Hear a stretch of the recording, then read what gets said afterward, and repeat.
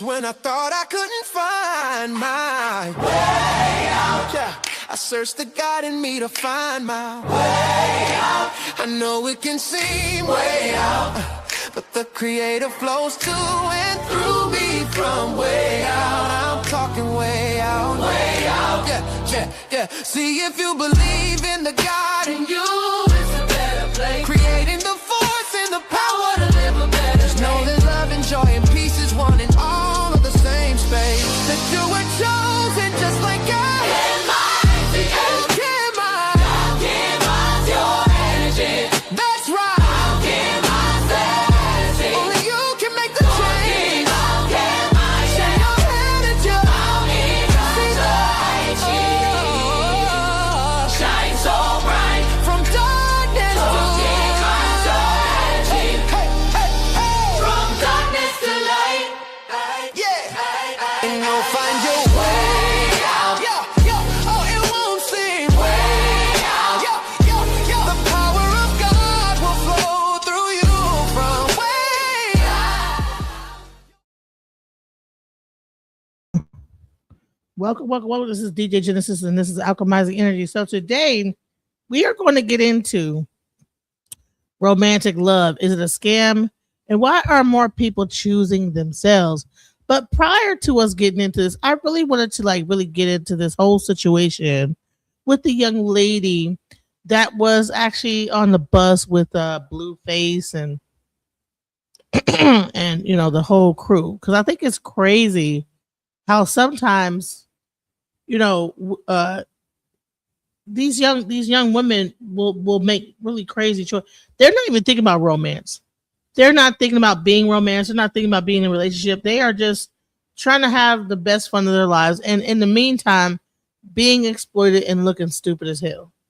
And the thing that they think is a come up or a clout chase really is nothing. It's stupid. You know what I'm saying? They are looking like a fool out here on the internet in front of everybody. So I want to kind of get into this this whole thing I saw with Blueface and Whack 100. He's saying this, but let me just give my thoughts on. Let's hear what my thoughts are first. Let's go into it.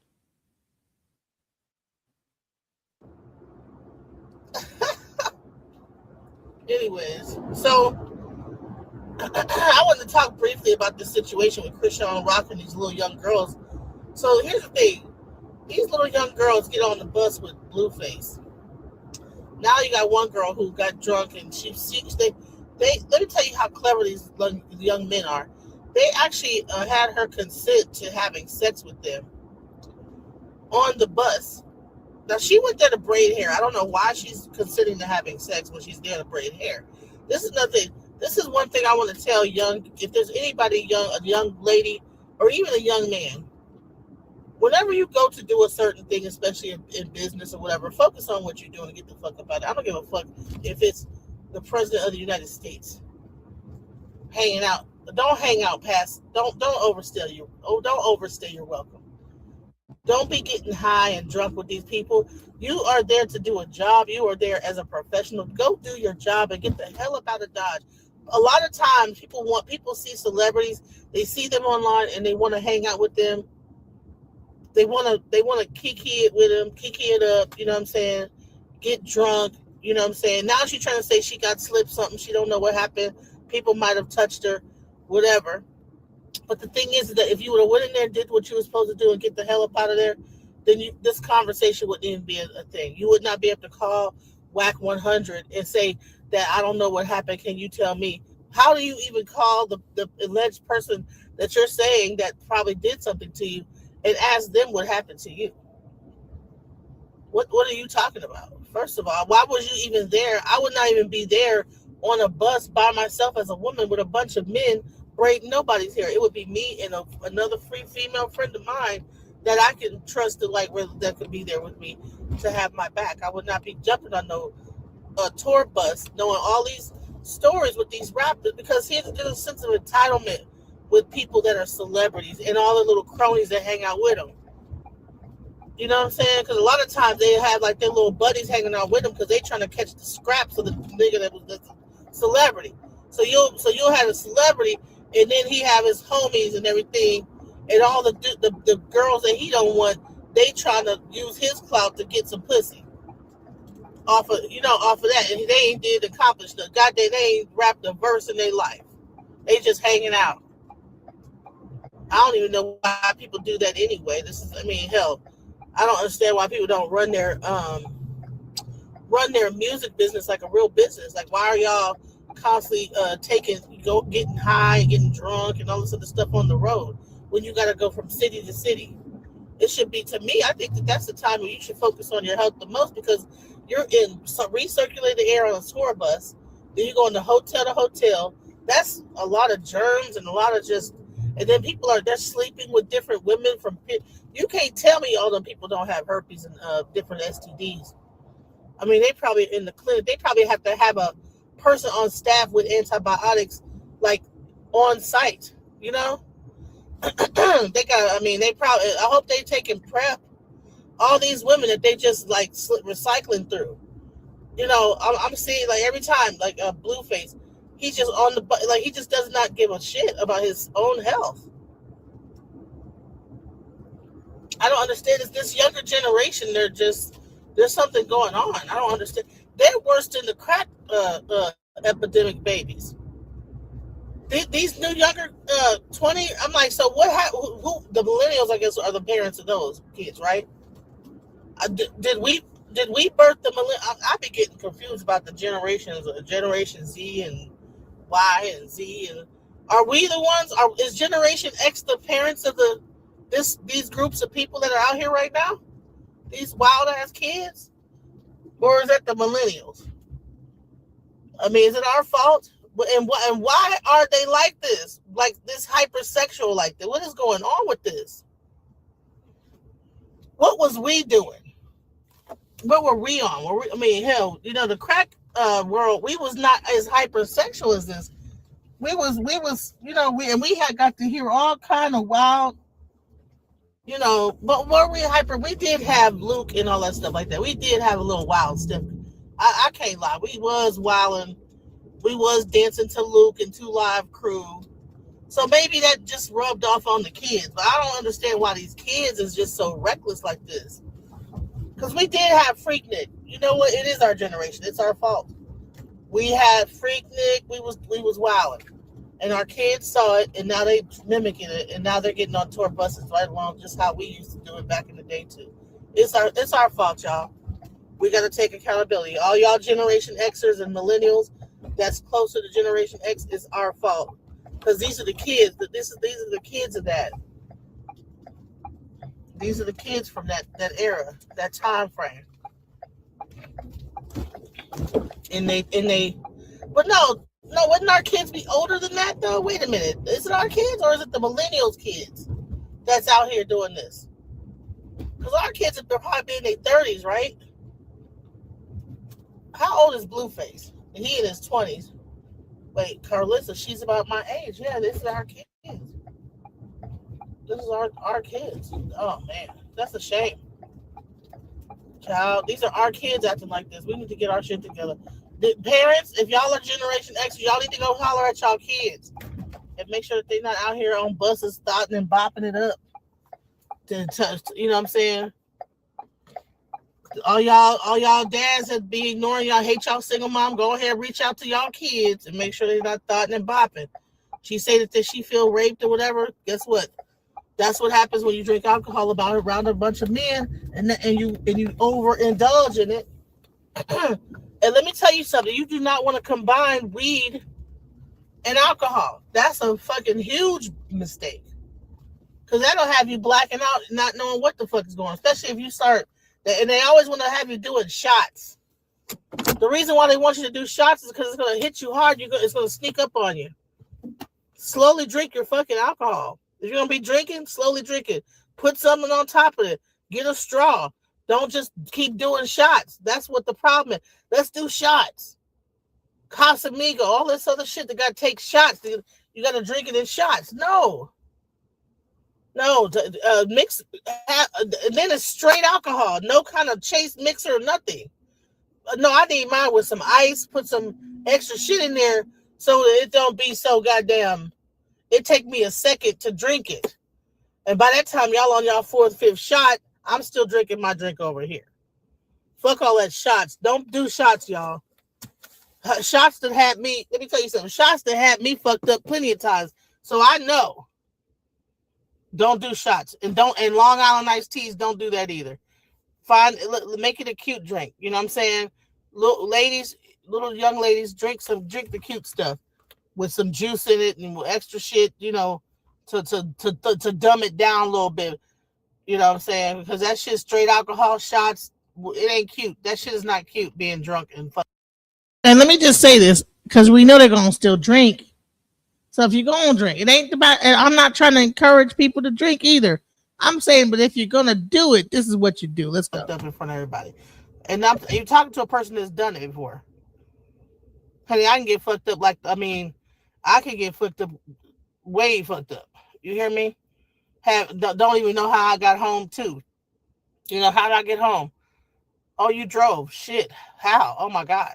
You know, I have driven home, and it had to be the angel from above that got me home. Honey, I done woke up in my bed like, what the fuck? You know, how did I get here? Honey, only the Lord knows. Trust me. So I understand what it's like. Hey, I remember I had people was trying to drive me home, and I was so drunk. But as time go on, I like kind of come to. Even I'm awake in the car, drunk though, but my brain finally turns on, and I'm riding. And I'm like, what's going on? Honey, we've been riding for an hour trying to find out where you live. Fuck. Like, what's that sound? Five. Like, damn, why? You know, because you've been telling us to turn left for the past, take a left here, take a left right here, take a left right. I don't even know where I live, child. I can't even give people directions to get me home. I've been that fucked up before, so I understand that sometimes you party a little bit and that shit hits you, you don't even know where the fuck you are. But I wish we could speak to our young ladies, you know what I'm saying? Sometimes you know, that binge drinking and stuff like that, you know, it's a part of being young. But when you're around a lot of boys and a lot of men and you're on the tour bus and stuff like that, it is not the place to be doing that bullshit at. You know what I'm saying? This lady probably will never hear anything that I'm saying right now. I just had to get off my chest what I thought about it. What's up? Let's hear what people are saying in the chat.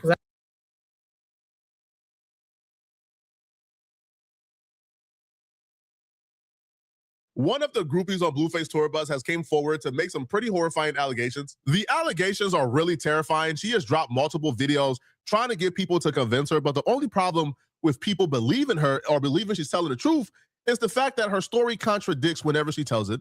The story contradicts the facts. And a lot of it doesn't make sense whatsoever. And everything about this situation just come across as clout chasing. She is not alleging that Blueface himself did. It's not clout chasing. She blacked out drunk. See, a lot of time people don't even realize. See, everybody, this new generation is so hung up on social media, words, that a lot of time if a person get blackout drunk, you don't know whether somebody slipped you something or you just got a little bit too drunk. You didn't been shot. You hitting mentirosa. You shot. Just taking them shots, and them shots will sneak up on you. That's what I said in that video earlier. Don't be doing the shots. The shots, they need to call it the sneak up, okay?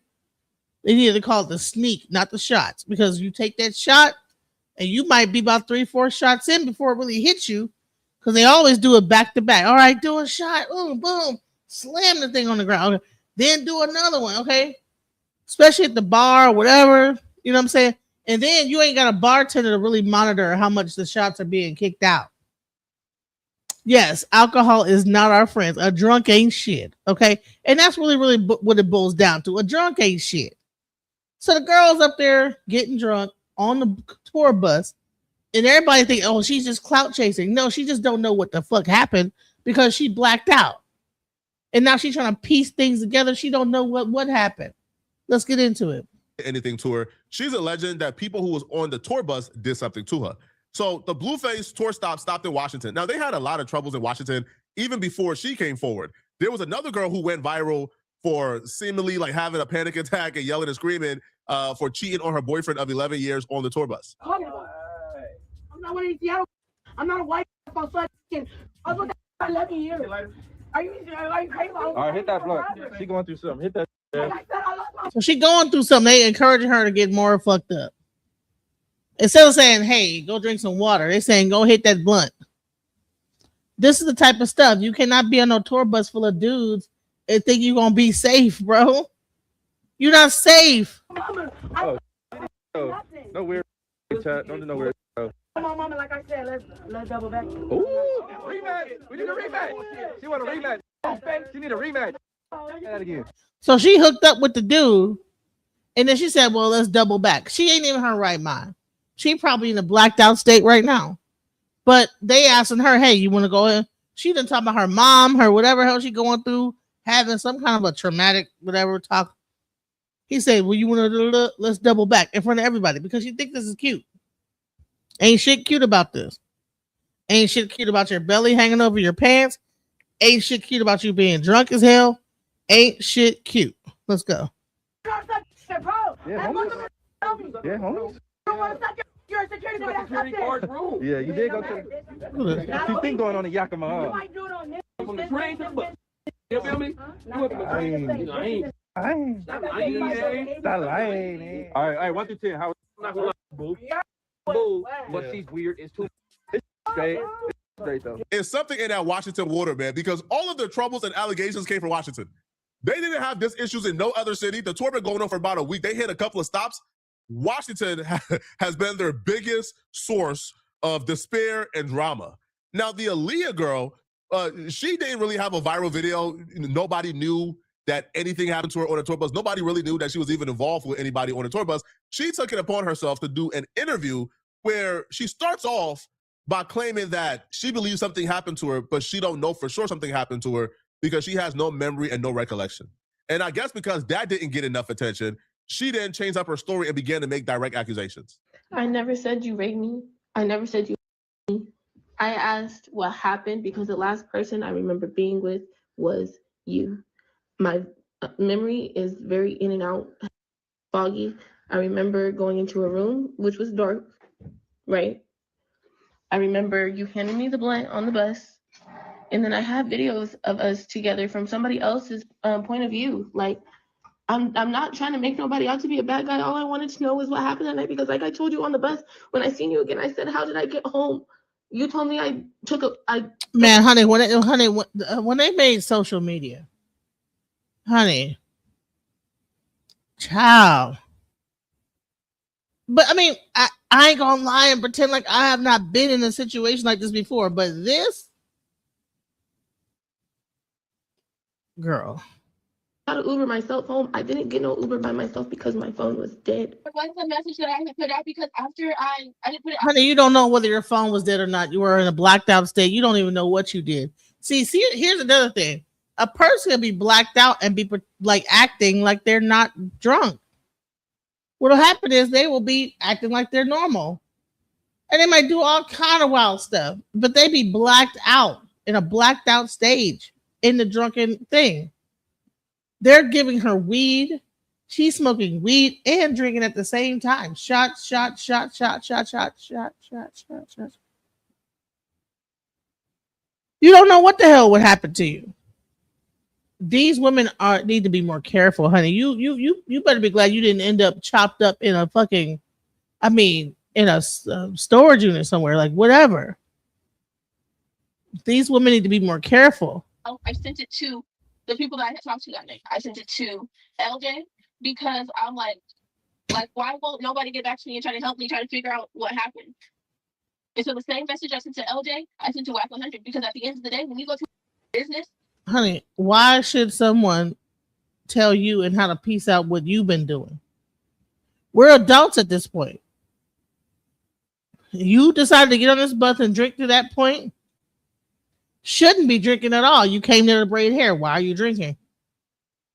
Who do you contact when you have a problem? The manager, yeah. So Oh. I did. and then was this via Instagram? But he posted the messages of me texting John, the guy whose hair I braided. So how did you? Hold on, I'm sorry. My bad. Okay, I know it's kind of like I'm kind of telling the story like everywhere right now, but I'm trying to get it to you as much as like I can, like as much as I remember. Like even with all that happening, because I didn't know what happened, I still came back the next day and did EK's hair. So I'm sorry. Let's take it back to the night where you woke up the next morning. So you remember going into a dark room. The last person you remember is a DJ. You find yourself at home the next morning, and you have your shorts on, but one of your legs for your underwear are off. Honey, you didn't go into a dark room. What you did was you blacked out. Take it from a person who's done it before. You blacked out. Drank too much, got a little bit too high, smoking. And I'm sure what happens is with these type of situations, they keep passing you the blunt.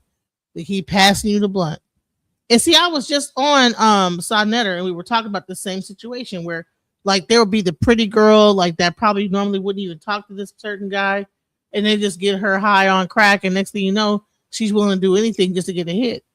They call them strawberries, and then people pretend like that. Well, no, we don't be doing that. Come on, guys. Men, especially in a group of men, you're really in a lion's den when you walk into that situation. Yes. Okay. Are you like experiencing any symptoms that you have had any type of intercourse? Had you had feel anything that you've been penetrating? My coochie did feel like sore and like and you know when you get like a rug burn? I can imagine. I've never been penetrated, but like an Indian burn on your arm.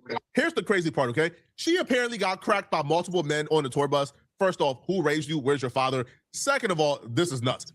But here's where it gets crazy. Once she began to go public with the I don't remember script, one of the dudes posted an audio of her consenting to intercourse.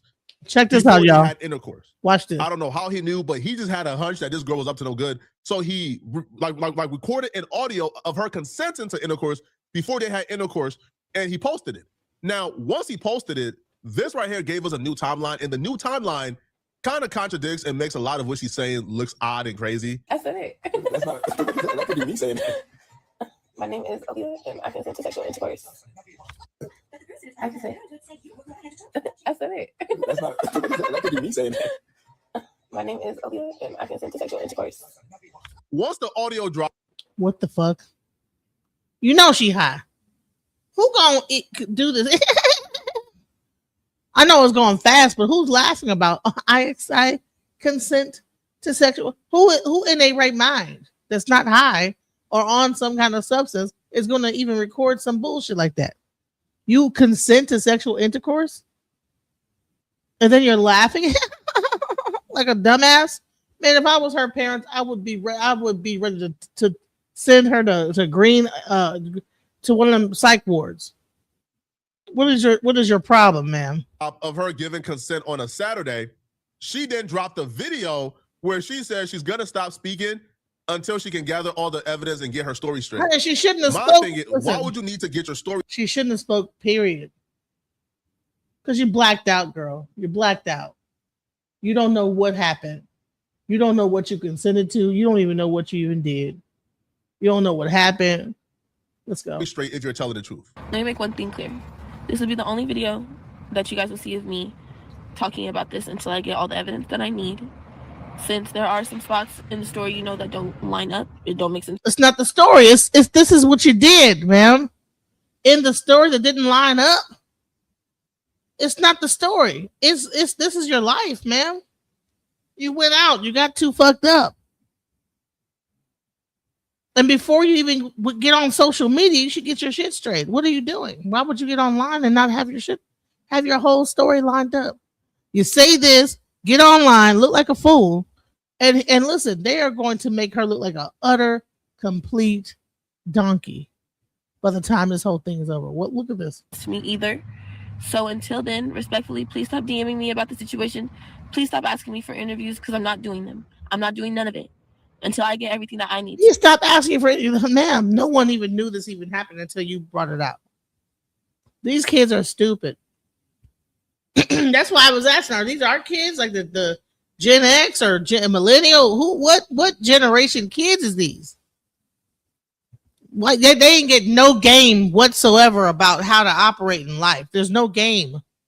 They have no idea what to like ma'am. Just going out getting fucked up with these dudes on a tour bus. Didn't nobody tell you about some shit like that?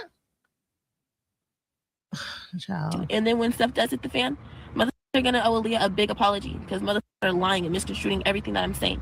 The reason why she had to take a break to get her story straight is because that audio gave us a timeline of exactly what her accusations are. That audio is from Saturday. So on Saturday, and she was kind of forced to admit this because the audio is out there. She was forced to admit that on Saturday, she consented to intercourse with somebody on the bus. She claims, right, and once the audio got out there and once other things came into play, her story switched up. She now started saying that somebody grabbed her vagina without her consent, even though she claims she don't remember nothing that took place the night before. So what happened is Saturday, she gave consent.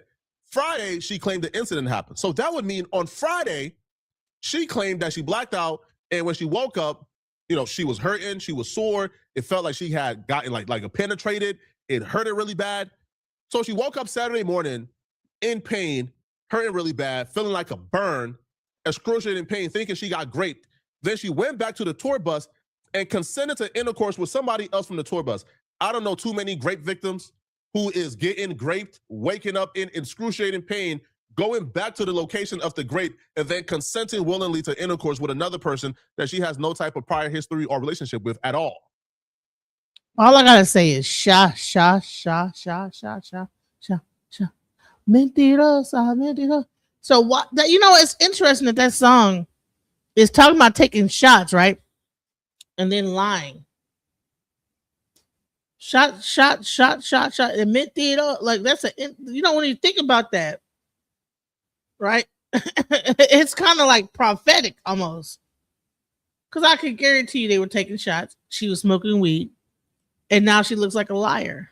You know what I'm saying? Whatever, she don't even know what the hell happened to her. That song is almost like a prophetic discussion. Let's go. To me, that is crazy. That story itself is crazy. And she, I think, hopped on the phone with Wack 100, and Wack kind of confronted her about this. Like, yo, does that make sense to you? You claim you were raped. You claim you woke up in so much pain that you just knew that you were penetrated, right, against your will. But then you go back to the location in which you got penetrated and then like consented to intercourse with somebody else. How does that make sense? Like he said, he never touched you. He never touched you to get consent. Alright, but I sent you the video. I'm gonna grab my thing. He said he never touched you to get consent. Did you go do your rape kit? I didn't get consent for him to grab my. Did you go do your rape kit? I went and got STD tested because. Why you didn't go do the rape? Oh, that's why. You was my daughter, respectfully. My daughter be 22 next month. I'd be mad as a mother. Mad, like what the wrong with you? You're asking people what happened that wasn't even there. That's crazy. But would you call her a liar to her face if she came to say this? Would you call your daughter a liar to her face? If a mother, if a mother recording of her giving me consent, I say you little lying, little hope. My face. You loose. Straight up. But I gave consent to the person I know I had sex with. After you get raped, you go give it. So let me get this right. No, your friend. Your friend that's there. Does that make sense? Listen, friend. Somebody rapes you on Friday. I'm just throwing days out there. Somebody rapes you on Friday. You wake up Saturday morning. You come back Saturday night and give it consent to on the same bus. Friend, how does that sound, friend? For real though. You the day before, you say. You come back to the same place the next day. Friend, how does that sound, friend? Friend, how does that sound? You knew that something happened. You said your sword. You don't go back to the same place smiling. You go back with your brothers, your uncle, and your daddy to or the police. Friend, am I not right? Keep it real. No, I don't remember that. No, you remember. You said your was sore. So something sexual happened. You went back the next day to give somebody some. That, You do his hair. We just so happen to end up. no, I want to talk because your friend, she got some heart. It's like how my daughter, she gonna talk. You know what I'm saying is real. You can't say you on Friday and you go back to the same place on Saturday. It's crazy. Women like this do a disservice to the actual and real victims. There are real women out here who are actually violated, who actually got touched against their will. And women like this make it really hard for the real victims to be believed, right? Because what do you mean you went back? What do you mean you woke up in pain, because you felt you got violated without your knowledge and you went back to the same location and willingly gave it up to somebody else? Man, cut it out, bro. That can't possibly make sense, even to her. This is why you don't just prematurely put your business out there. What she should have did was did everything, all the details first before she came out and said anything. But these young kids don't have no game. You know what I'm saying? I don't know who her first of all, if she had a father, I'm sure that this wouldn't even be going down. She cannot have a father. Because I don't even think this would. Why would she be calling Whack 100 like he's her daddy? And he gonna start acting like her daddy in a few seconds. Watch this. Now, during this call, Whack is even telling her, did you file the grape kit? Did you go to the police? Hey, go to the police. So, like, the group that she's claiming did something to her is urging her to go to the police and file a claim. She hasn't done so yet. So at this point, why is this on the internet? If you're not going to the police after they told you to go to the police, you're not filing a grape kit, then what are you doing? Then, like, what is this hoopla about? It's getting simple with me.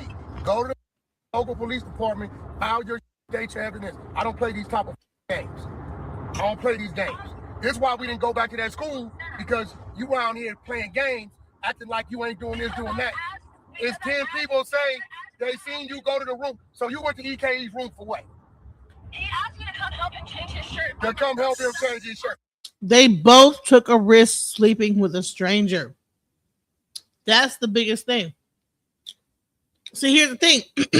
The star, Blueface, on tour, all the extra people around that's on his tour, they get access to the women that he don't want. And this is the thing. This is the danger of when you go on tour. So it's also Blueface's fault too, because Blueface needs to keep his employees in check. But they're like too busy having locker room sessions on the tour bus. That whole thing is like a whole fun time thing when there should be business and nothing but. Let's go. How did that look? Where your man at? Do your man know you going to help them change their shirts? Well, listen, that's your voice, right? Do you listen to me? Is that your voice? Man, all that. Go file, go to the local PD. Look, I don't play games. You my tour, I don't play games. You lying and them if they did something they shouldn't do. Listen, what I'm telling you to do, go down there to Yakima. She's so busy running her mouth. She's too busy running her mouth. He's telling you what to do, ma'am. I don't know. Go to the police station if you feel like you got raped. But she don't even know what happened. And she was preemptive in even this whole thing. And she thinks that she's right and she's 100% wrong. Where is her family at, bro? This is sad. And file. Cloud chasing. Go file your. I don't protect no rapists. I don't protect. I got more going through. Do you know who you right now? You the best. And we don't give a about a rapist. I don't care about a rapist. And listen to me, lady. To me. I don't protect. Nah, you trying to extort. You want to extort. I don't fall victim to extorting. No. Listen, this is what I need you to do. Speak your truth. We gonna speak ours. What I'm having a tough time understanding from my perspective is, I don't understand like what the argument is about. Like if he's telling you, hey, speak your truth, go to the police, make a report. Hey, yo, you was raped? All right, cool. File the grape kit. I want to know if somebody touched you. I want to know if somebody raped you because we not holding any grapists in our camp. Yo, if somebody in our camp raped you, Go to the police, let the investigation happen so we could find out. And she's still arguing and she's still yelling. Honey, she probably still drunk. Honey, she probably woke up the next day and was still drinking when she's even making that phone call. You know what I'm saying? These kids are lost, bro. She's still drunk trying to like make an argument because she really embarrassed herself by getting online and saying all this. So now she has to make her story stand. I'm not one to victim shame, but there comes a time where we have to be like accountable. Men always say women don't take accountability. I, for one, in this situation, will say that this is a 100% wrong on her part. If she felt like something happened to her that night, especially in a situation like that, she should have went to the police. Period. Point blank. Let's go. Now, this call is, bro, it's, she's insufferable. So I'm going to leave you guys with the call. I don't protect rapists, and I don't respect liars. I'm not lying. Yeah, you're a liar. I don't respect rapists, and I don't protect liars. So what I want you to do is go to Yakima PD, file your report so we can see what's what. I don't give a if She's crying. She's literally crying. Like, what is wrong with, like, dude, what are these kids? What are they doing? you need to get it. But if you a liar, like we hear you on that recording, then you need to get it. I don't give a about none of that. She's apologizing at that academy, telling people meet you at the house to braid the hair. You doing all kind of foul shit. But since you want to play, we're gonna play. Wow. Out of here. Out of here. You know what you doing. Hey, listen. It's this simple. Go to Yakima Police Department, file your report. Because if a rapist, he need to be booked. If you lying like we see we are, you need to be exposed. Because I don't know who else you did this to. I don't give a about them tears. You didn't give a about the tears over here. She's crying.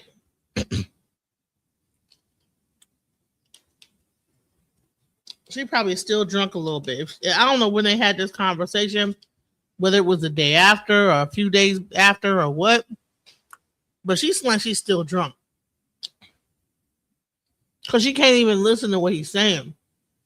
If you feel like something happened, carry your ass to the police station. What's the point of just sitting there talking to him? He's not on your side. He's going to protect his artist. What the hell are you talking to him for? You went to the enemy and now you want counsel from the actual manager of the people that supposedly did this to you? Where is her family at? I hope that they saw this. I hope her parents saw this, her father or whoever. Maybe they like watch YouTube and saw this whole BS going down, and hopefully they ringed her in because this is insane. Let's go. That's somebody's son. That's somebody's son. And now you're saying y'all didn't have sex. Get the out of here. Who did it mean the night of the show? We did not have sex. We had sex the next day. Ah, man, whatever. Whatever. So you just listen. Go file your report. Stop trying to clout chase and extort. I don't protect rapists. I promise you, where we come from, we dispose of rapists. So I don't give a about you filing a report. Show your evidence. If you got it, book it. But we got you admitting and giving consent to go. Yes, I never said I did not. I didn't.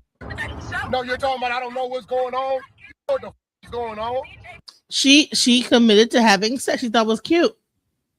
And now she's gonna look like a fool in front of everybody. And she's looking like a fool. Picture big as day. Could you imagine how she feels? This is terrible. This is crazy. I'm like, man, this is what the kids are doing, y'all. And then you hear me some weird like it's cool. I'm like, why would she give me this and then send some pictures and a rap song and then what the that's good. Are you okay? Gosh, you're not listening. I don't remember the night of the. Now you don't remember. Whose fault is it that you don't remember, sir, ma'am? Whose fault is it that you don't remember? That's your fault. You got overly intoxicated. Why would you be on a bus and get that drunk? You don't remember. This is the type of stuff I'm talking about. Now these kids, hell, you don't even know what they're on. They probably was all high too. Not even probably. I guarantee it. You go into a den of men on a damn tour bus.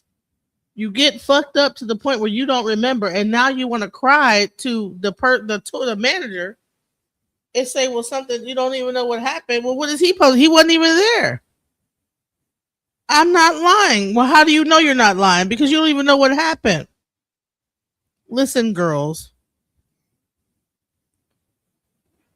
Y'all need to hear from some men about what not to do around other men. Like when you have a whole room full of men. These kids, their mothers aren't telling them, their fathers aren't telling them. She probably don't even have a father in the home from what it sounds like, because if she did, this thing wouldn't have happened. Let's go. You don't remember giving consensual, tell them you give them consent to have sex? Everybody said the only person they seen you with was EKE. I didn't interrogate him my whole bus. Ask EKE if I went up there the night of showing him. Hey, listen, use your brain. Where you think the recording came from? EKE.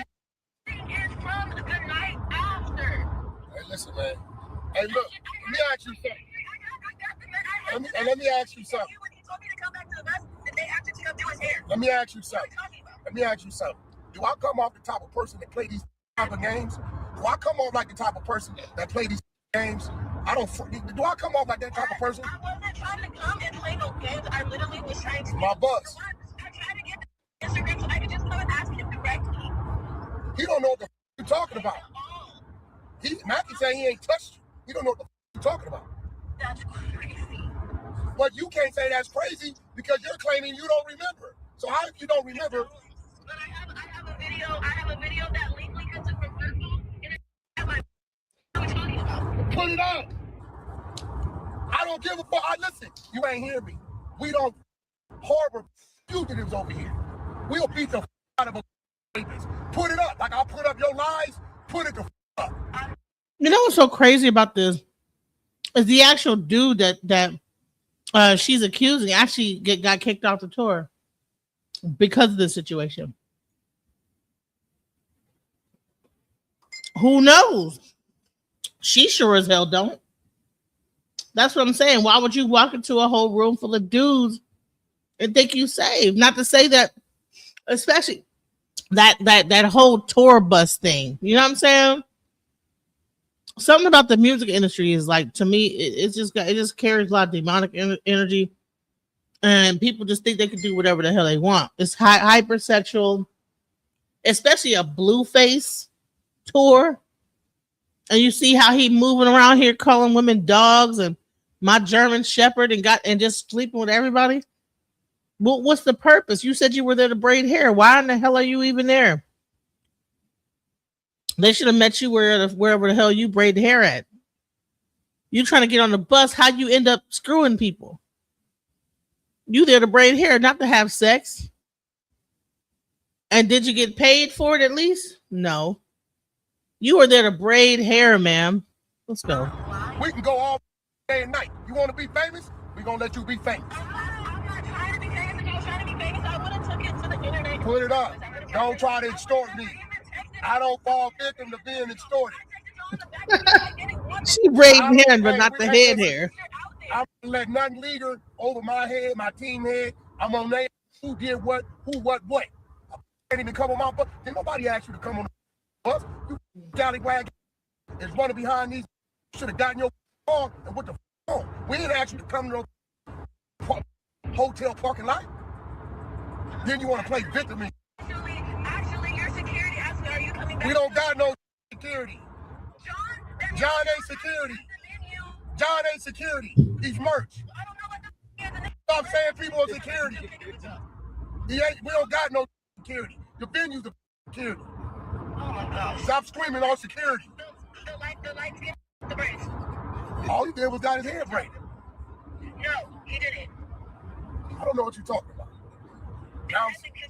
Now it's another one. So how many people you claim 10, 5?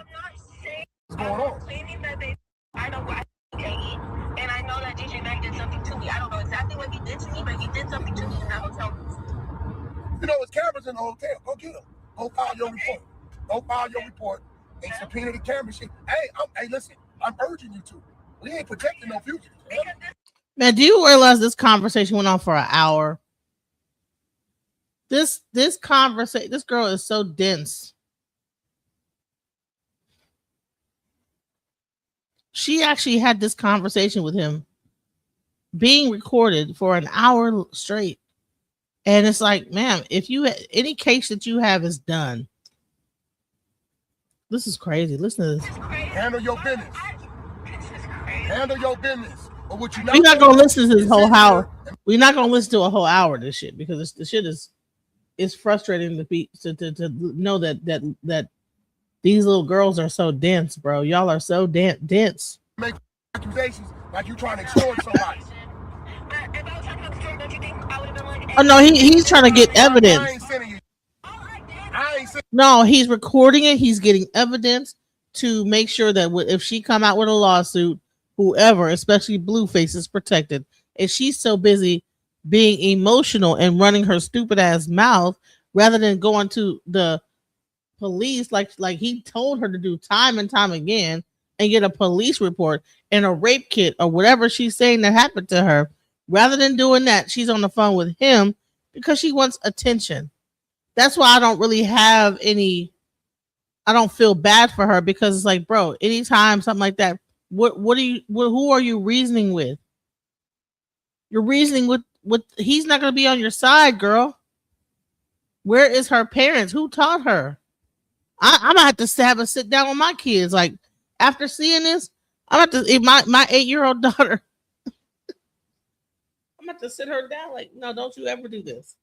And damn near show her the video. Like, don't you hear how stupid she's. I almost want to do it. I'm definitely gonna do it. My 18-year-old. Let's go. Hey, but all I did was ask, hey, I'm confused on what happened tonight. And everybody over here is confused. Everybody over here is confused because they saying they seen you with EKE only. Even Asia was saying that night. I don't know no Asia. The bitch that went viral, the security guard. What security guard? The big tall old milk that looking. He stayed there with that dude for 2 days. Exactly. What are you talking about? When the night of the show, when everybody came back to the bus. He didn't even go to the show. Oh. The dude you claiming is a security guard never went to the show. You're a liar. Yes, he did. No, he didn't. He did not go to the show. Let me explain something to you. Hey, listen, lady. Listen, lady. The man was sick in his room. He never went to the show in Yakima. He never, ever went to the show. Hey, yo, lady. Hey, listen. I don't think you hear me. He never went to the show in Yakima. Shut up, you buckethead. Nobody talking to you. Go file your report. And see, this is where it gets dumb. When you get the friends to get in and get them yapping and smacking, blah, blah, blah, and wasn't even there. This is the type of stupid shit that we need to like really take. This is one thing when they say black women don't take accountability. This is an example of no accountability. You know what I'm saying? If you think that if you go anywhere and you think that something fishy happened, go to the police. Go to the police. Don't talk to the person that could be like the manager of the situation. Because all you're doing is giving him like ammo or giving him evidence to protect himself by just even having a conversation like this. So it was a bunch of y'all on the wheel call list to be letting the go. After I did listen to it, call that barber. Hey, call the barber, the little dude. Call the little dude and ask him, did he not send WAC 100 a wheel call list? That's cool. Mind you, I told John, I said, when I'm doing your hair, you can either come to my suite or I can come to the hotel. My suite is in walking distance from the hotel. So I went to the hotel, I did his hair. They're asking me, are you coming to the show tonight? I said, no, I don't have no intention of going to the show because I know how my city gets. They're like, no. Now she is saying too much. Why is she saying all this to this guy? He is not your friend, ma'am. Go talk to your lawyer, ma'am. This girl had a damn near an hour-long conversation with Wack 100, and he don't give a fuck. He's not your manager. He is Blueface's manager. She think that he got her best interest at heart. This is how stupid she is. And see, here's the thing. That's why I want to get into about the scam of romance, because, like, listen, women need to wake up. You came to the green room. You're shaking her. You came to the green room. I was in the green room. I seen you in the green room. Upstairs. Yeah. All you guys came. All the people from the school. I didn't go up there with them, though. Were you up there with them? Were you up there with them? I came up there with Azula. Did you see any other dudes from the school up there when you was up there? Yes, but what does that have to do with? Well, you got to remember, all I know is you're from the school, and this kid, Barber, sent me a list, about 10 people, and that's it. So when I see you, I just think you're the school people. No. I didn't come in there with them. Man, why are you having this in-depth conversation? Did someone grape you or not? If so, Wack is not the person to have a conversation with. It's the police. Where are these people parents at, bro? Let's go. Listen, I'm glad you said that. You brought it to my attention, right? Okay, I addressed it. Because I was trying to get answers. I didn't even take it seriously because I wasn't trying to get called up for nothing. I wasn't trying to do nothing like that. You clouded the up now. Let me call academics and all these people with no jumper. We're going to push this out there because we need to know the truth for your sake. We need to know the truth. I have a daughter too. She's due to have a child in July. Matter of fact, she's taking her pictures today on the beach of her and a nice pregnant stomach. So we need to know the truth. So we're going to get it out there so we can force the truth. We're going to plaster this everywhere so we can find out the truth. Don't you want to know? You want the truth out, right? I was trying to. Child. She's not going to be able to resurface her face after this. Because you talking to the devil right here. I wasn't trying to.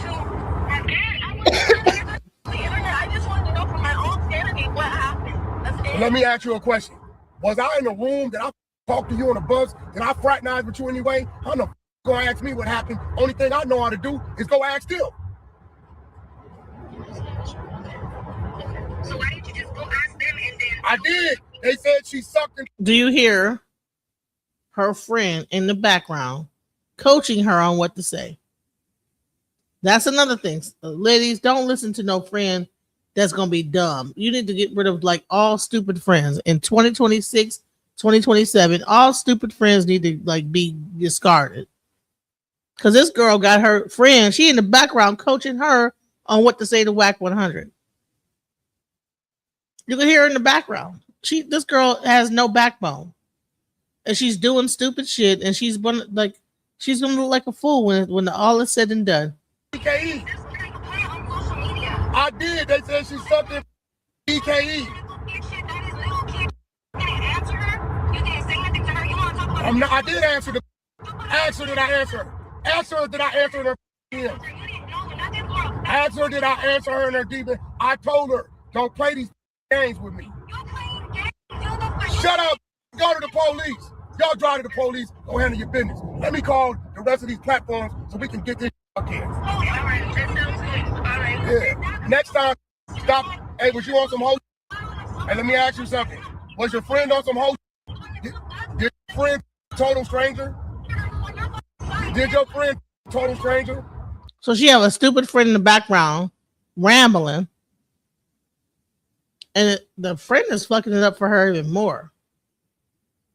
Watch out who you hang out with, ladies. Because they can like make your fucking life worse than what it even really has to be. Now he was initially talking to her. The friend got to jump in and get involved. I don't give a. I don't give a. How could I tell her the truth? Hey, listen, you stupid. How could I tell her the truth? I don't know this. I wasn't there. The world needs to know. The world needs to know.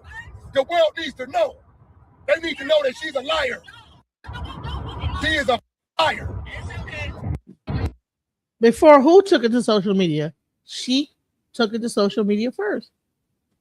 And all he did was continue the circus. These kids are lost, you guys. They're completely lost. Let's go. Behind you. He ain't even on the tour no more. Behind you. What? That's because he has another show in Arizona. I bet you didn't see that perform nowhere else. I sent that on the next day. I seen that. So the very dude that she's talking about got kicked off the tour behind her. Behind whatever the hell she had to say, got him kicked off.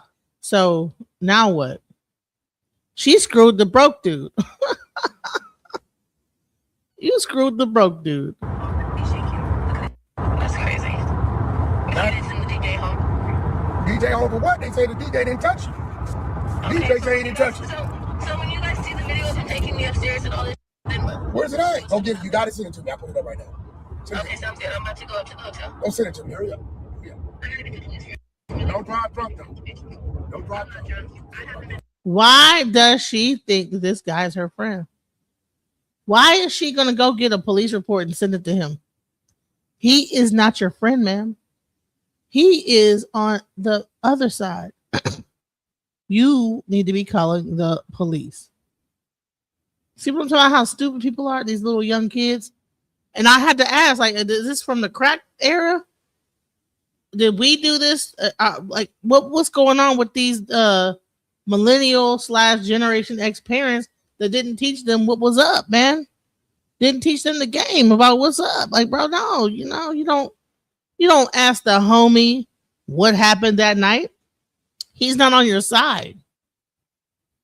He gonna hang up and clown you with all the dudes. Everybody probably sitting there listening to her talk this stupid ass shit.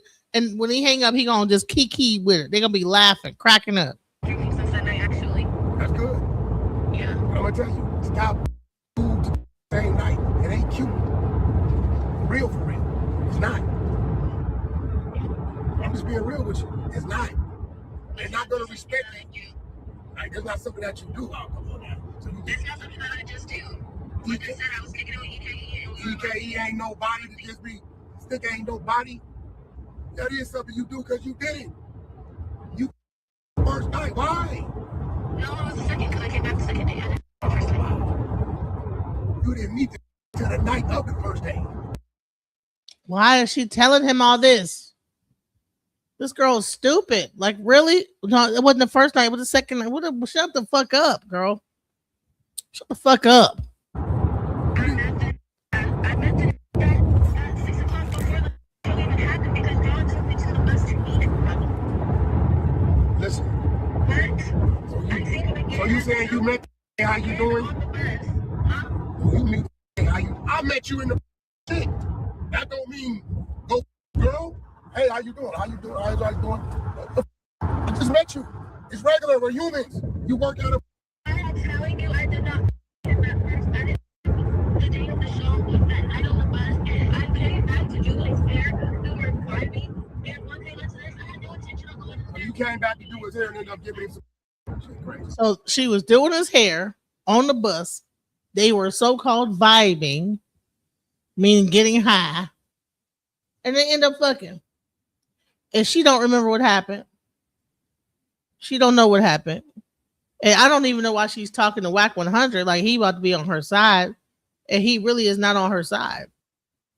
He's not the police, ma'am. Like, I don't get it. It's sad. This is stupid. I mean, this stupidity just is astounding to me.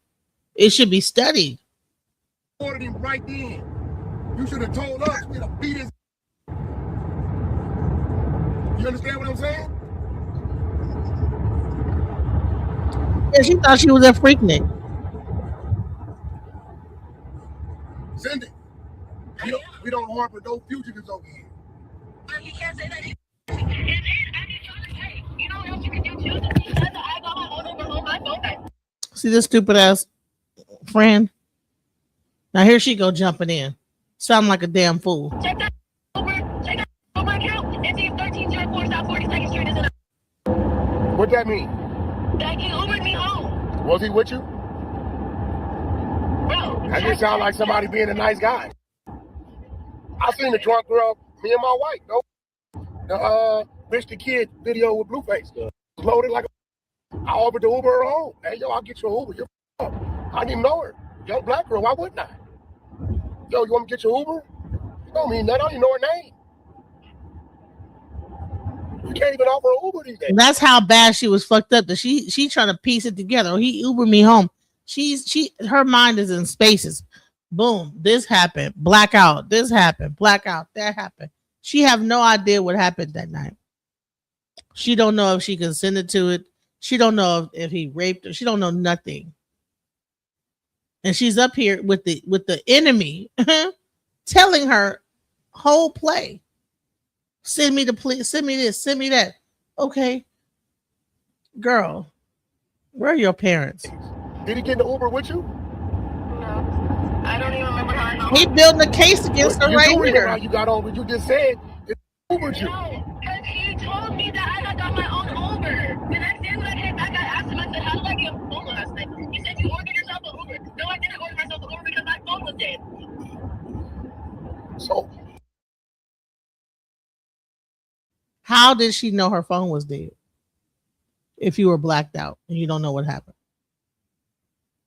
How do you know your phone didn't die once you got home? Like, just the logic is not logicking. So you're saying he Ubered you home? Did he admit to that, or you just? Did he tell you that?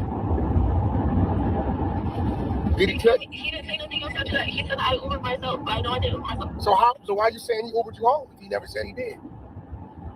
Because how else would you have known that I got Ubered home? I don't know. Maybe EKE sent you. That's why I'm asking. That's why I'm asking you to check his Uber history.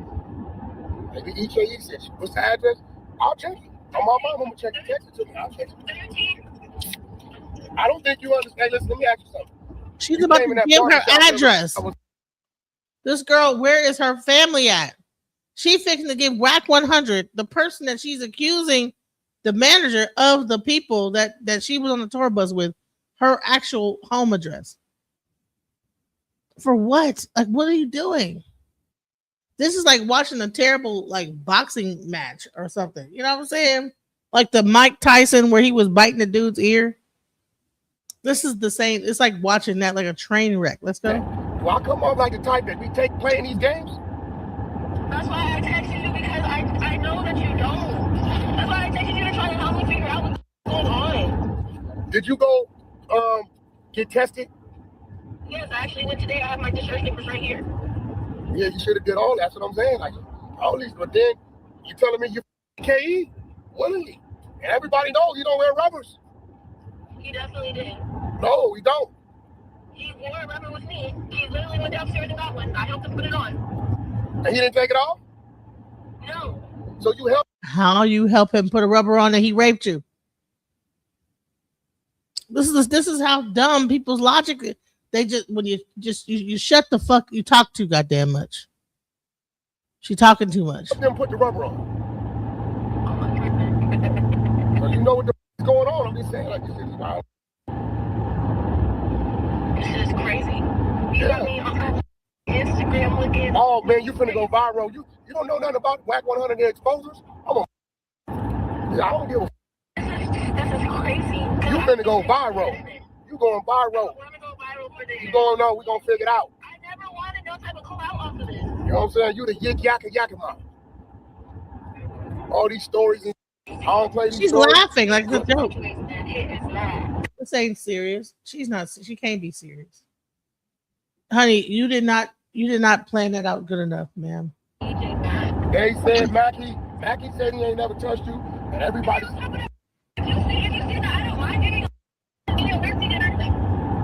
Mackie said he never touched you.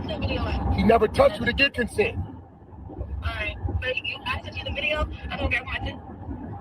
He said he never touched you to get consent. Did you go do your rape kit? I didn't get consent for him to grab my. Did you go do your rape kit? I wouldn't got STD tested because. Why you didn't go do the rape? Oh, that's why. You was my daughter, respectfully. My daughter be 22 next month. I be mad as a man. Like, what the f*** wrong with you?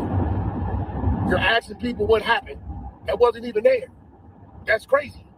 But would you call her a liar to her face if she came to say this? Would you call your daughter a liar to her face? If a give me a recording of her giving me consent, I say, you little lying, little hoe, get the on my face. You loose. Straight up. I gave consent to the person I know I had sex with. After you get raped, you give consent. After you get raped, you go give consent. Context, so let me get this right. After your friend, your friend that's there. Does that make sense? So listen, here. I'm not sure if you guys hear this. They're sitting. All the dudes being accused are sitting right there with Wack. You just heard him just say this in the background. After you get raped, you get consent. So they're in the background telling Wack what to say. She got some stupid bitch telling her what to say.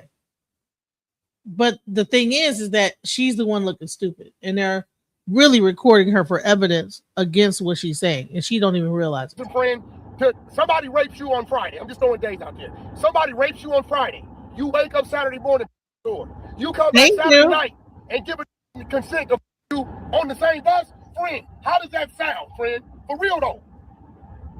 Raped you the day before, you say. You come back to the same place the next day. Friend, how does that sound, friend? Friend, how does that sound? You knew that something happened. You said your was sore. You don't go back to the same place smiling. You go back with your brothers, your uncle, and your daddy to or the police. Friend, am I not right? Keep it real. No, I don't remember that. No, you.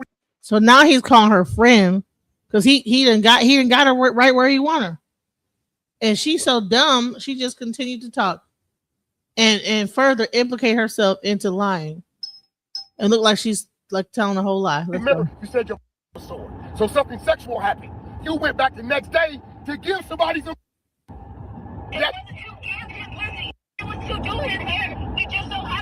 No, I want to tell because your friend, she got some heart. It's like how my daughter, she gonna talk to her, and she know what I'm saying is real. You can't say that raped you on Friday, and you go back to the same place on Saturday.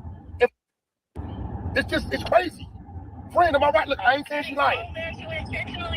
Is your friend that? Your friend was friend. Am I right? Your friend. Friend doesn't look crazy, keep it real. You wake up with a sore Friday, saying one of these on this bus did it. Then you go back to the same bus by yourself, comfortable. And friend, does that add up? Keep it real. Where'd she go? It don't add up. Millennial, what are you doing? What are you saying? Ask her. Does it add up? No, I know what I want you to do is put my shoes on looking at this. Okay, you want me to just believe you, but your ain't adding up. Friend, does that add up? Keep it real.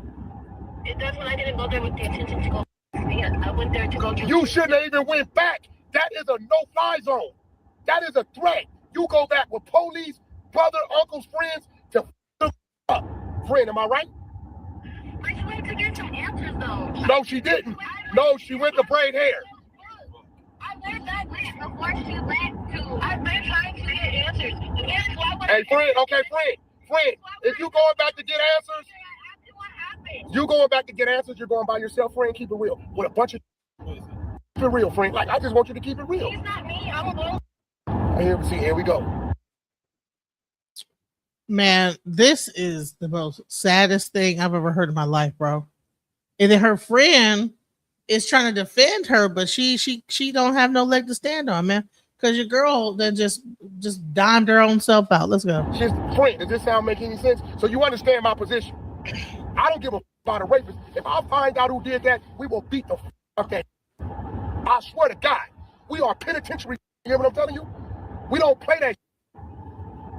But it don't make sense. I'm gonna go do the whole police report. It don't make sense. But you know what? I'm gonna say this, Dios. I think that Wack is really giving her the game. I think that she giving her the game that her father didn't tell her. I mean, he didn't treat her like shit. He just was being real with her, man. So we can't be like on some, like, I think that he being real with her, but he also got to protect his artist. Like, what do you expect from him? Why is she even talking to him? He is not going to be on your side. You're not his artist. I'm gonna get the footage from the hotel. I'm going to do up stuff because this is crazy. I know that's taking me look at the lighter. I'm about to get away with whatever you did and make it seem like he wasn't in my. Don't do the rape kid too. You have the video of him. Let's just make sure EKE pubic hairs ain't the ones that come up. Okay. Can't rubber pubic hairs. Okay, why yes, all women deserve protection. But this woman is probably not in her I don't know whether she ran away from home or what. But she's not thinking things through. She might be a little bit tipsy because there's no way that you would be able to. Why would you even call WAC 100? Sometimes people just be happy they got somebody's phone number to be able to call them and have a conversation. Ma'am, that's not your friend, ma'am. He is not your friend. You should not be calling him about shit that went on. And you have my address to see if he Ubered me home. So can you? I'm gonna check it. That's a fact. Don't. I'm gonna check it. Okay, then I'm gonna get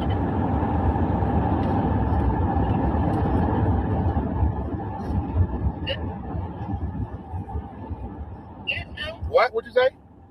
I said I'm about to go handle my business. You should have been handled your friend. If she felt the way she felt, you should have been handled her business. Hence why I already went to the hospital. I just went to the hospital. You going to the hospital after you didn't for the Like, or is it crazy? No, it ain't, because it's been like 3-4 days, and it seems like she's strangers a day. It's some local. It's local. If to pull up on a tour bus, buck teeth, right, looking like Bullwinkle. It's some in Yakima, definitely. There's nobody. You just being insulted for No, I'm not. It's the truth. Listen to me. Anytime a woman, a stranger, hey, what's EKE's name? Tell me, hey, where does EKE live at? How many kids does he have? What's his name? Wow. You don't know it's a stranger. Do you see this? He's asking the relevant questions that her father would probably have asked. He really is being a father to her, quiet as kept, without her even knowing it. All you know is his name is EKE. You don't know what his real name is. You don't know where he lives at, but you slept with him. Why? Because he was on a tour bus? Or you was high or drunk, whatever? Stranger. So if you're a stranger, I gotta believe you're gonna people that's around you every day. But you just look. At the end of the day, I'm gonna let him have it. I'm gonna do what I need to do. I'm gonna get the footage of him putting me up in that room, and we're gonna get this situated. There you have it. Because listen, I will say this. I asked him in his face, were you involved with this woman? And he said no. I just asked him this an hour ago, swear to God. Were you involved with this woman? He said no. Go to our messages and look at the video I just sent you. Here's the thing. It doesn't even matter what video you sent him. He's not going to be on your side, girl. Please. Let me go check it out. Oh, back he ain't lying. I asked you in time. You in the day. I ain't touching, wasn't involved with her, wasn't in the room with her. I said, you lying to me. You can't fit me. Right. If you're still watching this video and you want to watch another good video, click on this video here somewhere on my screen somewhere. Let me just say this. If you guys have any kids that are this age, go talk to your kids. Because they out here doing stupid shit. This younger generation is doing dumb shit. And then they're going to get sick. They're going to end up with AIDS or worse. Well, I don't know. Well, there's other stuff out here now, the Hansen virus. But people need to like really like I know sometimes we fall out with our kids, we like lose contact with them. But whoever her parents are, they cannot be in contact with her. Her mom, is clearly not her best friend. I hope that I continue to remain to be my daughter's best friend. That if anything like this happens to them, they will feel free to call me and I'm going to give them the best advice and not judge them for what they've done. I hope that my daughters like grow up to really trust me and know that I'm not going to judge them, whatever they do, so they can come to me and I can give them the best advice. And we need to really start to like foster those kind of relationships with our kids, because like this whole thing, she's looking for a daddy in a person that's not even his best interest is not for you, ma'am, but he still imparted some wisdom into you. But he didn't even have to do that. But on the cool, He is the manager for Blueface and his tour. He's not the manager for you, ma'am. So you revealing all those things to him compromises everything that you are saying that happened to you. Because now he has it on record that you said this and that and this. It's almost like it was a police doing an investigation. Now I didn't see him show a badge or whatever.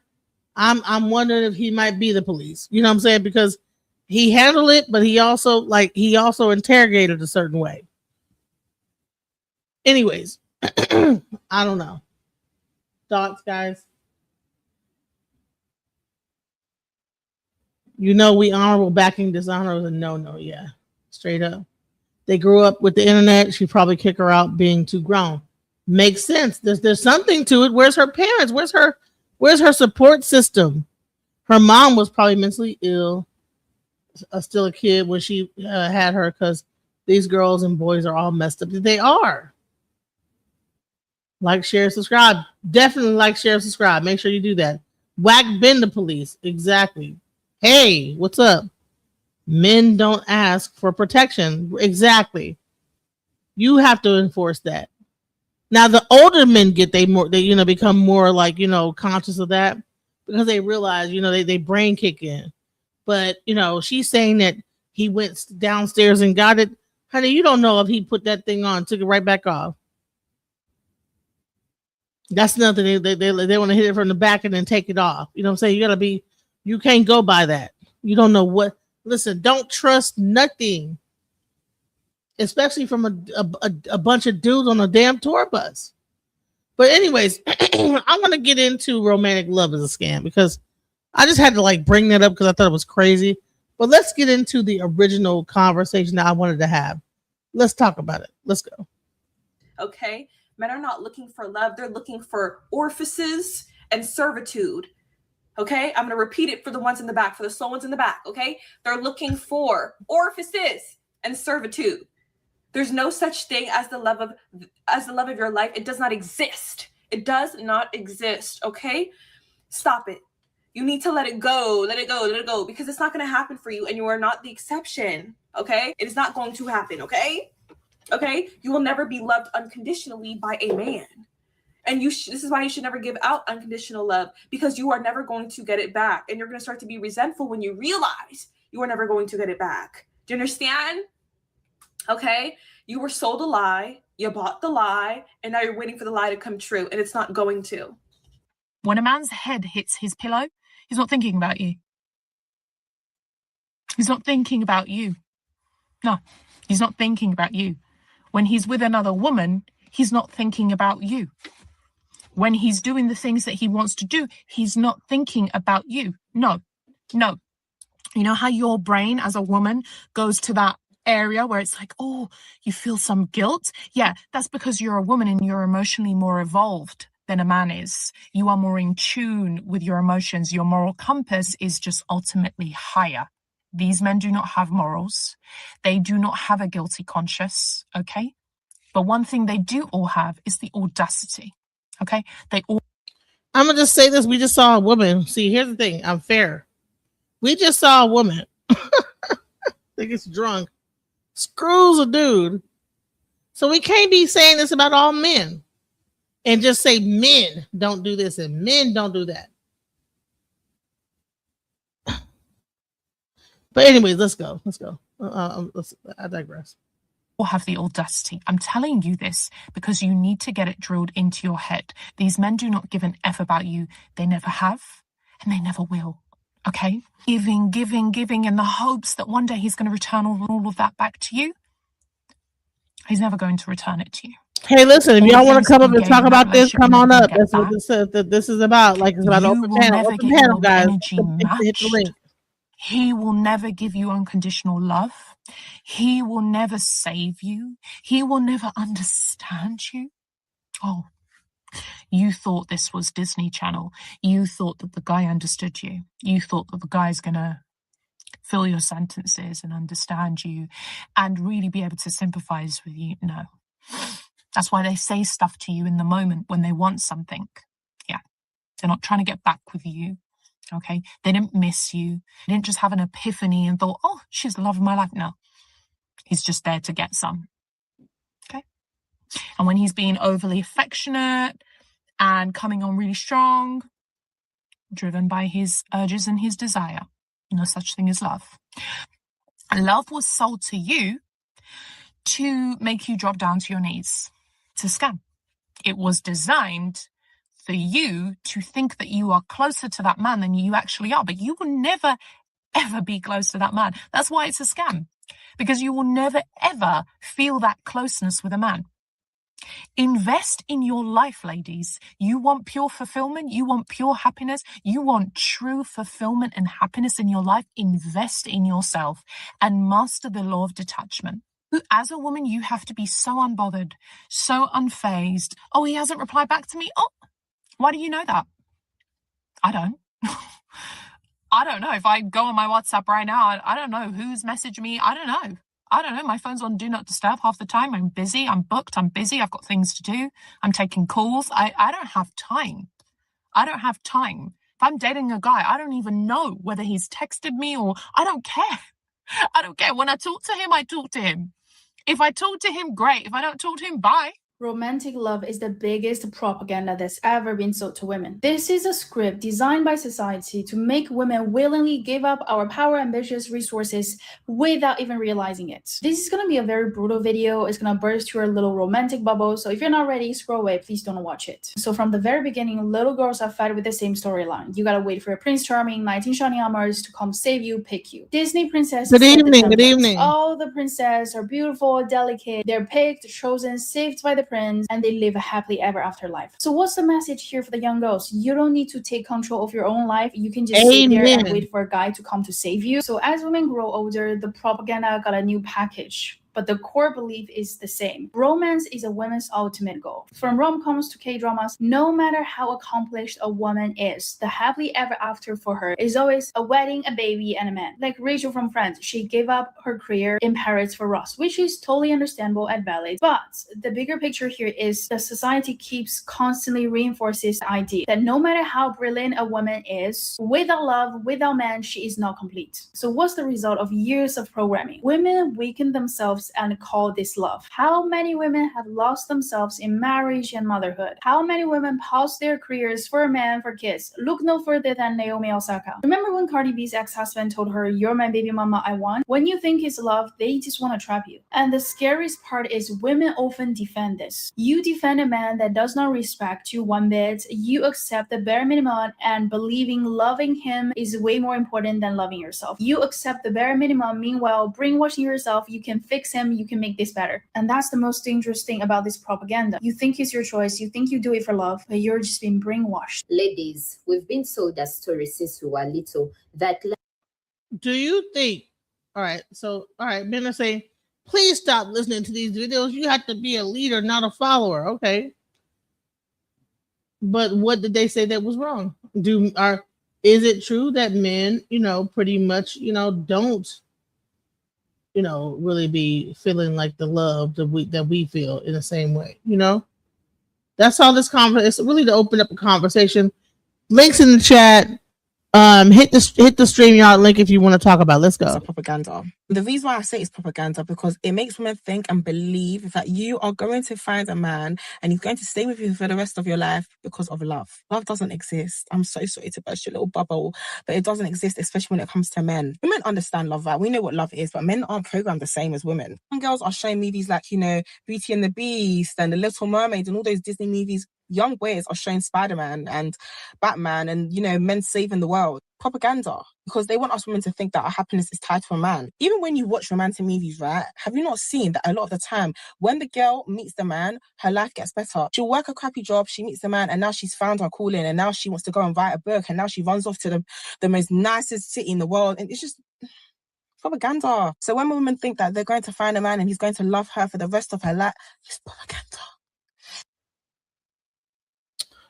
All right. So, is it propaganda? Are there things that put things in a woman's mind that men are going to be this romantic, like, a prince in a chariot and, sweep you up off your feet and then one day commit to you?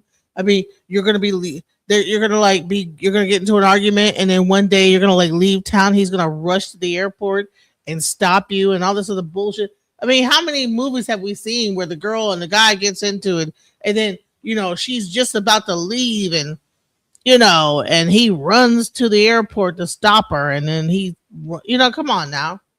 We have to be honest that we've been fed a bunch of bullshit. Oh no, she's leaving. The guy goes to her house. All of her things are packed up. Where'd she go? Oh, she's on her way out of town. Oh no, he jumps into the cab. He rushes to the airport. She leaves. He misses her. Oh man. 2 months later, 2 years later, he runs back into her. They rekindle their love. Everything is all. This is the type of bullshit they feed to women. Rom-coms are not for men. They're for women to like believe in a type of a romance and love that don't even exist. Like, there ain't no man doing all that. Jumping in the car, running to the airport, and he probably is his other bitch calling him while he on his way? How many phone calls from all his other women he got on the roster? Come on now, let's be real. Let's go. Like, honestly, this is what I say to women: start listening to Shira 7, please do, because she's not lying. You guys think she's being extreme? She's not. It's just the world that we live in. Even though I've accepted all of this is 100% accurate or necessary, it's still hard to hear. There's a small part of me that's still grieving the concept of true love that we are conditioned to believe in. Yeah, me too. Me too. And as much as I may talk about the realities of how men don't really love, how men marry for practical purposes, how men view romantic relationships, even though I know all that, there is still a part of me that is really heartbroken over that reality. And that's the thing. I talk about these things so that other women can understand the reality and grieve. And once you go through the grieving process, and once you understand things as they really are, you can go into it still without your rose-colored glasses as a realist. Men figured out the biggest scam on earth, and it's weaponizing love. They realize they don't even have to pay us. They just have to tell us that they love us. And suddenly they have a servant. We're cooking, cleaning, raising their children, being their therapist, personal porn star. And on top of that, we're sacrificing our own dreams, desires, and wants so that we can be connected to them. All for a job that doesn't come with a salary, benefits, or a retirement plan. Because that's what it is. The true nature of what they're doing to us is servitude. I want to call it out for what it really is. Marrying a man with no financial protection, security is unpaid employment. Going 50-50 with a man, but becoming his maid, his therapist, his personal chef, his emotional support animal, his sex servant, that is literally a job you're paying to do. You need to be aware of what you're signing up for when you deal with these men. Men know exactly what they're doing. They use love as a form of bait, give you crumbs, and then they take it all away until you're desperate for it again. They thrive off of your starvation of low self-worth and wanting and desiring to be loved. We mistake this for romance. Love without money or provision or any kind of benefit on the woman's end, it's nothing. It's a manipulation tool and it's a leash. Love is a marketing scam. Don't fall for it, sisters. You ever heard the term all is fair in love and war? Or never play fair in an unfair world? You ever heard that term? Why do you think that in the world of dating, in the world of marriage, in the world of love, why do you think that women are the most heartbroken? Because y'all are watching romance, rom-com, fairy tales, and men are not. Men are taught something totally opposite of what you're taught. You're taught to be stupid. You're living in a fantasy world. They're not watching none of that crap unless you make them watch. They're not watching that. You're sitting over there watching romance, and they're sitting over there typing in on the computer with some tissues and lotion. Y'all are watching two separate things. And you're walking into that date, into that relationship with these dumb expectations of rom-com Disney movies. And he's walking in there with that brown cow in his, in his mind. So you know what that means. Brown chicken, wow. He's going in there thinking about rolling around the mattress because that's what he's watching. You're watching Hallmark movies, holding hands, going to the fall festival, pumpkin patch, him giving up his job in the city so he can move to the small town and be with you in your bakery. That's what you're watching. He's over there watching people roll around on a mattress and triples and doubles. So y'all are on two different mindsets. And then you feel guilty for lying to this man when the first thing he told you was probably a lie to get you on the mattress. You never play fair and unfair well. You've been programmed very differently from men. Okay? So you need to start thinking about that. You think a man would feel guilty if he stopped talking to you, or if he dumped you, or if he ghosted you, if you told him that you don't plan on sleeping with him? Think he'd feel guilty for dumping you or ghosting you shortly after he realized you're not going to roll around on the mattress with him anytime soon? You think he would feel guilty for saying, no, I'm so sorry, I can't date you because you're not going to roll around on the mattress with me? No, they would not feel guilty at all, because that's the only reason that they were there in the first place. So, honey, I told a guy, listen, I'm not sleeping with you no more. I went on a date. He said, okay. Be safe. That was his response. Okay, be safe. I was like, damn. Okay, well, I'll be safe then, bitch ass nigga, you know? If you want to go ahead and keep feeling guilty about telling guys what they need to know on a need-to-know basis, using your creative flair to get what you want out of the situation, then I'm so sorry for you. Honey, this is not a war only on YouTube, sweetheart. Or dude, or whoever it is. This is not a war on YouTube. This is a thing that's happening in real life. How many women go through certain things with men? But if we didn't romanticize men and romanticize relationships, we'd be more realistic. The men can stop lying, and then we can have real relationships. The problem is that we have like the women idolize men in a fake way that they don't even exist, and men look at women as sex objects that don't even exist. You know what I'm saying? So you have two different things of men looking at women in one way and women looking at the men the other way, and they are not like they're not looking at each other the same. It's all crazy. He looking at you for sex, you looking at him for romance and love. Come on now, let's be real, right? Y'all listen to the sprinkle if you want to. It's never ever about them. We always blame others for our reality. Listen, I'm not blaming anybody. I'm saying that women look for men for romance, which is a fake aspect of like a love, and men look to women for sex. And when we begin to like actually like break that down, then we can have a real honest conversation. Once we get past our illusions and the fantasy of it, and don't think that men are watching rom-coms, just like she said, y'all go ahead and listen to Sprinkle Lady if y'all want to. Y'all listen to her if y'all want to. No, she's making a good point. Women grow up watching romance comedies, romance shows, and like I said, I can tell you the theme so much. Okay, that they get together, they break up because he said some or did some shit. She ends up about to leave town. He finds out she about to leave town. He runs to the airport trying to stop her. He ends up just a bunch of bullshit.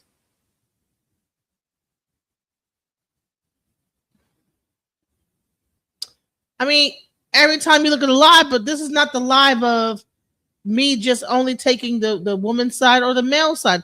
I'm saying that both sides are in delusion because either side don't know what the other side wants. Men want to fuck. Women want love. How do we meet in the middle?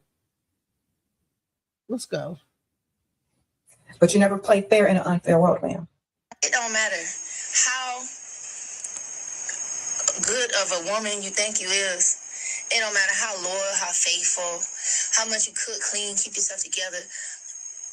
See, Miss Mooney Long, she has learned what I have learned, the same information that Shira has learned, and is teaching people, trying to teach these young girls.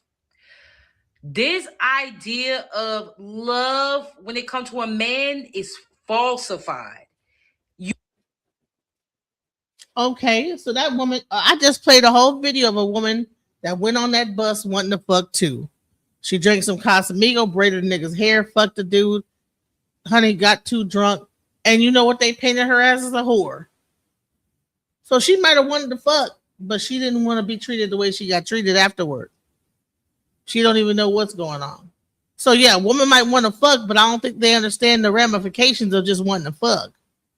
Unless you're getting paid for it, you're a prostitute, or there's some kind of exchange going on, you're pretty much trying to be with that person. I don't know what that's a lie. Anyone saying they just fucking for fucking, they're lying. If you ain't getting paid for that shit, you fucking because there's a prospect that you like that guy. Especially if he lays it down right, you're gonna want to be with that guy. So I don't know what you guys know, but y'all need to like really study women because y'all probably ain't getting enough pussy to really understand how women really are. Let's go. You have been lied to. Pretty much what she's saying is, look, I've learned, because she's been married for years. She's pretty much saying, look, I did everything that I thought was possible to keep a man. I made sure I looked good. I cooked, I cleaned, I held them down. I did everything. All what these men are saying, I need a woman to do da-da-da-da. She did it. And she said at the end of the day, men gonna be men. They still gonna cheat. Listen, there's exceptions to every rule. I never said all men. Every time you talk about this shit, people want to go with the not all. That is obvious. Let's not be just so remedial that we know it's not all. There's exceptions to anything. A clock is right 2 times a day. Let's not state the obvious, okay? Not all, obviously. No one's saying all. When people say men, I guess they have to like generalize, but let's go. They still gonna lie. You could do everything you think, and they still gonna do what they want to do. So she was at the tail end of that video was saying she don't believe in love. Do you have evidence of that? How do you know? How do you know that she doesn't have people that saying that they got married with their spouse after listening to her? So you don't have any evidence of that. So you're just saying something because it sounds good. That sprinkle, they keeping women single based on what? What evidence? Show me some data that says that she's keeping women single.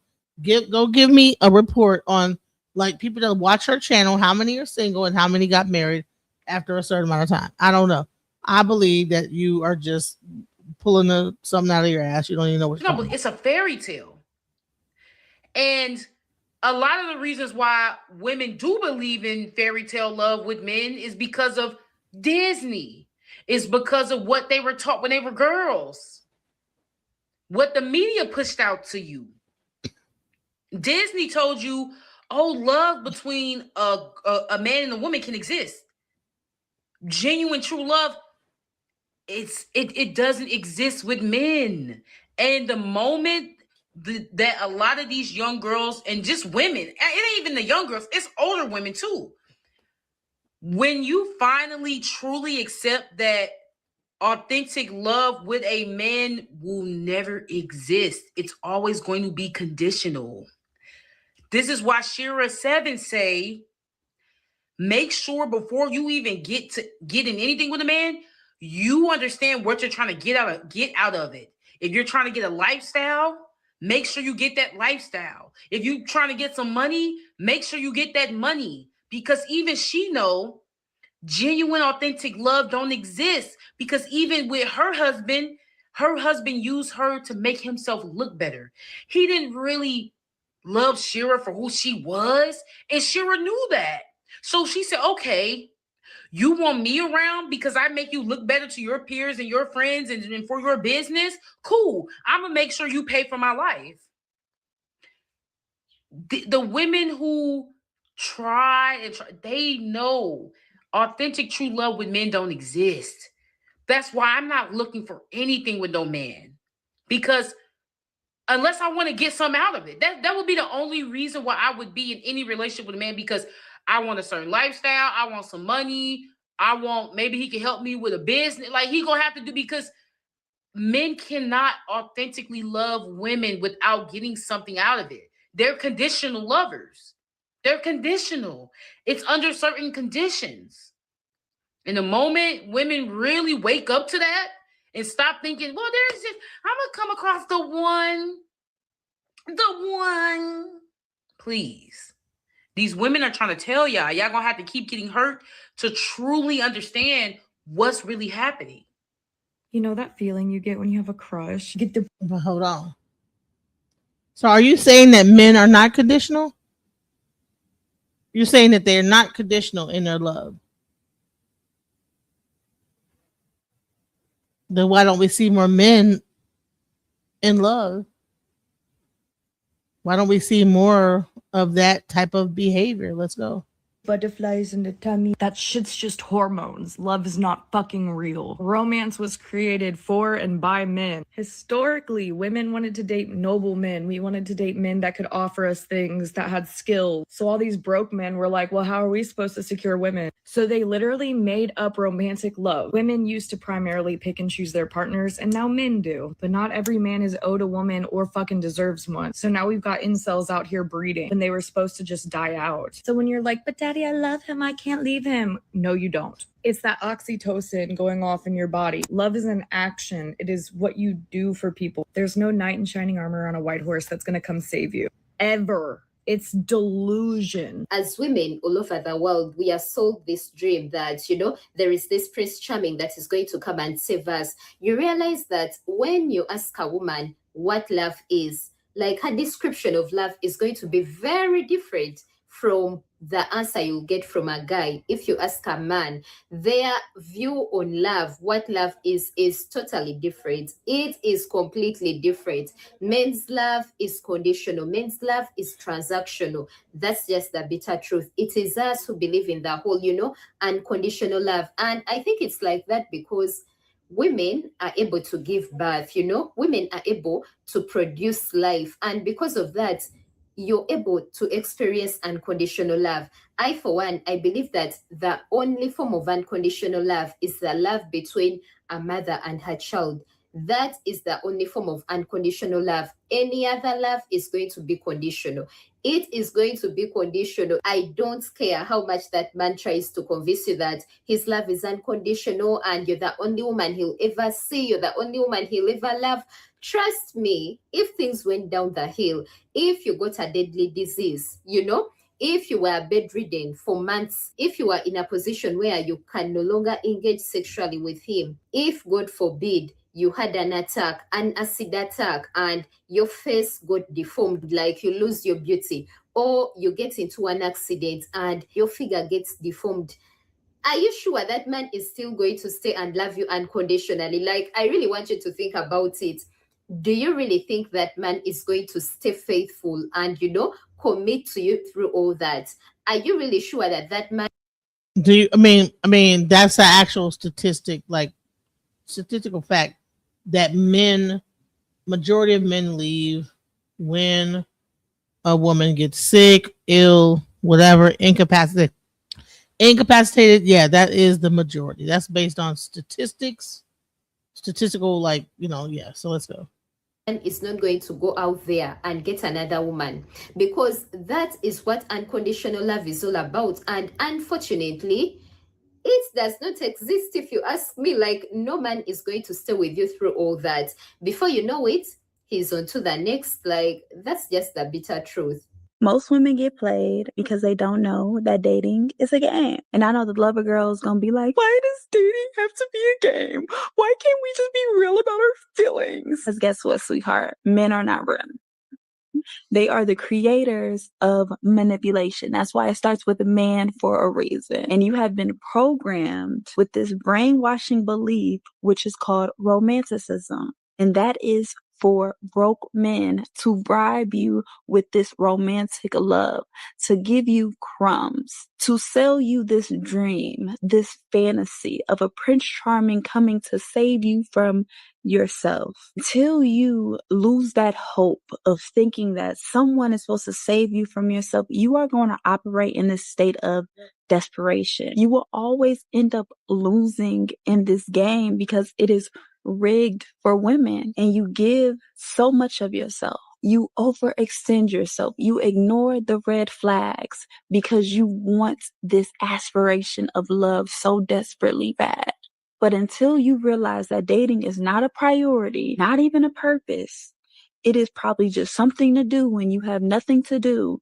You can get into this dating world and just experience, have fun, not take these hoes so seriously. But women are so green, they'll let anybody get in between. I know they have always sold women this delusion that love is enough and this idea of romantic love, and it's enough for you to just get married because you love them and spend the rest of your life without asking something in return. And if you ask something in return, they tag you a gold digger. But I'm telling you that do not marry a man without expecting a lot of things in return. Do not marry a man without considering how that marriage is going to benefit you, how it's going to make your life easy as a woman. Because I can guarantee you that no man is marrying you simply because of love. They have calculated what they will gain from you. And that is because no love is unconditional. So stop falling for that delusion of, oh, love is enough. When you just love him, you marry and spend the rest of your life with him. Do not care about money. Do not care about what you will gain. People that care about are gold digger. Be a gold digger. And I'm not saying that love. And let me also say this, is that I've heard from people in Africa that talk about like African women ain't going for that. African women do not date for love. They don't marry for love. They marry for what you could do, period. In Africa, Tanzania, like I know a person lives in Tanzania. He says straight up, an African woman is going to date you or marry you or whatever based on what your capacity of doing for them, period. They're not going to date you because they love you. Love is not the concept in African diaspora. Let's go. Love is not beautiful. Love is beautiful. Love is amazing. But love is not enough. You need much more than love. You need stability. You need someone that can make your life easier. You need it. I'll be on Friday. If I were to get every other married day to a man, I won't be on tomorrow, but I'll be marrying on a man Friday. who is putting land, properties, and assets in my name. Oh, sorry, what's funny? You know what? That's interesting that we're laughing about that because it sounds ridiculous, right? The idea that a woman would want security when we know that men are unreliable. Not only are they unreliable, they are a woman's apex predator. That's right. The man you're laying with could kill you. And so when we are encouraging women to get married, we are encouraging women to step 1 inch closer to our death. Unless we are encouraging the women we are emboldening to get married to enter this decision with their best interest at heart. Yes, it is controversial to talk about money and assets and land and properties when discussing marriage because we're taught to follow the distraction of love, romantic love. What about love? Well, this is all about love. The man who loves me will make sure that I am secure for the rest of my life. But unfortunately, most marriages are not structured or approached in that way. Women are taught to approach marriage from a place of leading with emotion. Again, that's to distract us. Because if we put our emotions aside and focus on the logic and the rationale and the reality of how will this benefit me, most women will not marry men. We will be in commune with each other and leave the men to fend for themselves. I want that boring love, like, let's go walk by the river up in London at night. Let's just hold hands. Let's talk. Let's joke. Let's giggle. Let's be kids again. Come jump on my back. All that boring love. Most women don't want boring love like that. And that's the boring, cheap love I offer. They want to be taken out to all of these expensive places and bought all these expensive things. I need a woman that's... I thought you said they want to be taken out to Wendy's. I said, what the hell? They want to be taken out to Wendy's. He said they will be taken out to Wendy's. They playing that song. And she was drowning, she wouldn't have gone unnoticed. So stop. Not only be in commune with y'all to choose who wants to take you out on a spending their money. These men are trying to romanticize being cheap and low effort, but what I need to know is, what is it with women associating a man not spending money on them with love?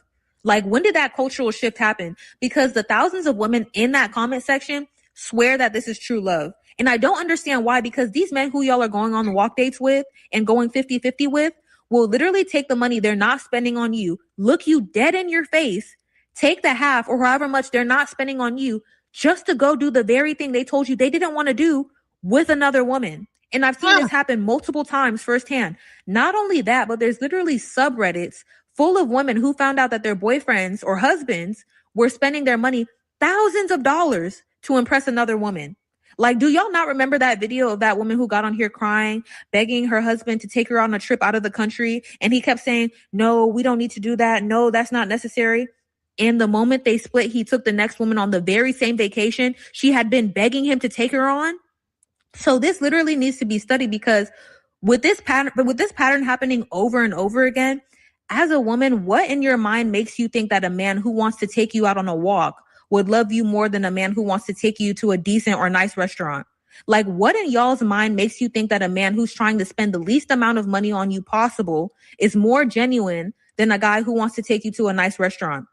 Genuine question. I need y'all to let me know, because it really saddens me to see that so many women, especially grown women, are still falling for the okie doke.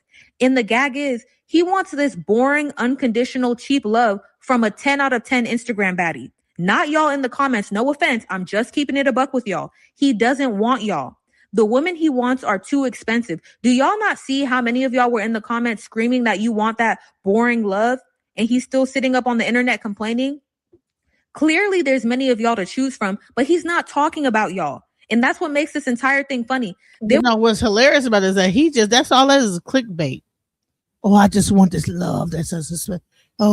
Oh yes, I just want to like walk to the park and I just want, eat strawberries and make daiquiris and milkshake.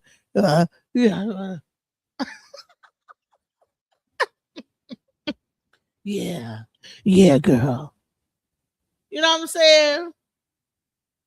Baby, I forgive you. Maybe, girl, you know I hurt you when I said that I wasn't going. You know what I'm saying? Just a bunch of bullshit. You know what I'm. Well, come back, baby. Come on, come back. This bunch of fake romantic bullshit, bro. There were so many of y'all screaming from the rooftops that you'll accept less, and so many of y'all to choose from, and yet they're constantly glossing over y'all because he's asking for unconditional love, cheap love from a certain type of woman. But the thing is, he wouldn't even look in her direction if he didn't find her attractive, because that's a condition. They want unconditional love from your end, but you have to look good. Their friends have to think you look good. You have to be a certain way, a certain age. And oh, you better not find out you have cancer, because statistically, they're quick to leave a woman after she's been diagnosed. And all of these things are conditions, y'all. Unconditional love does not exist. Say it with me. Unconditional love does not exist. They're just trying to scam y'all out of your labor and your pants. That's it. And that's all. They don't want your labor. Anytime they want the booty cat, honey. They don't want your labor. They want that punani. They don't want nothing else but the punani. I mean, they can like wash their own dishes and cook their own food. I mean, guys are the best barbecuers ever. They want the pussy. And they're willing to do anything for it. But here's the thing. Dudes will fuck a fucking can of like beans if you don't like, if no one's looking and they can look left and right, nobody sees them, they'll fuck a fucking strawberry cake. Men will fuck a goddamn a bag of like fucking wet Doritos. Okay, you hear me? They'll take some noodles and put some fucking like, come on. They'll fuck a fucking a pot of noodles. A sock with Vaseline in it. They'll fuck a sock. I mean, have you actually ever seen some of the things that dudes will fuck? Like, they will fuck a lot of things. Men will fuck all type of shit. So having a pussy don't really mean anything either. Let's go. A man starts talking about unconditional love, stop and ask yourself, would this man be talking to me if I was much heavier than I am right now? Would this man be talking to me if I didn't look the way I look right now?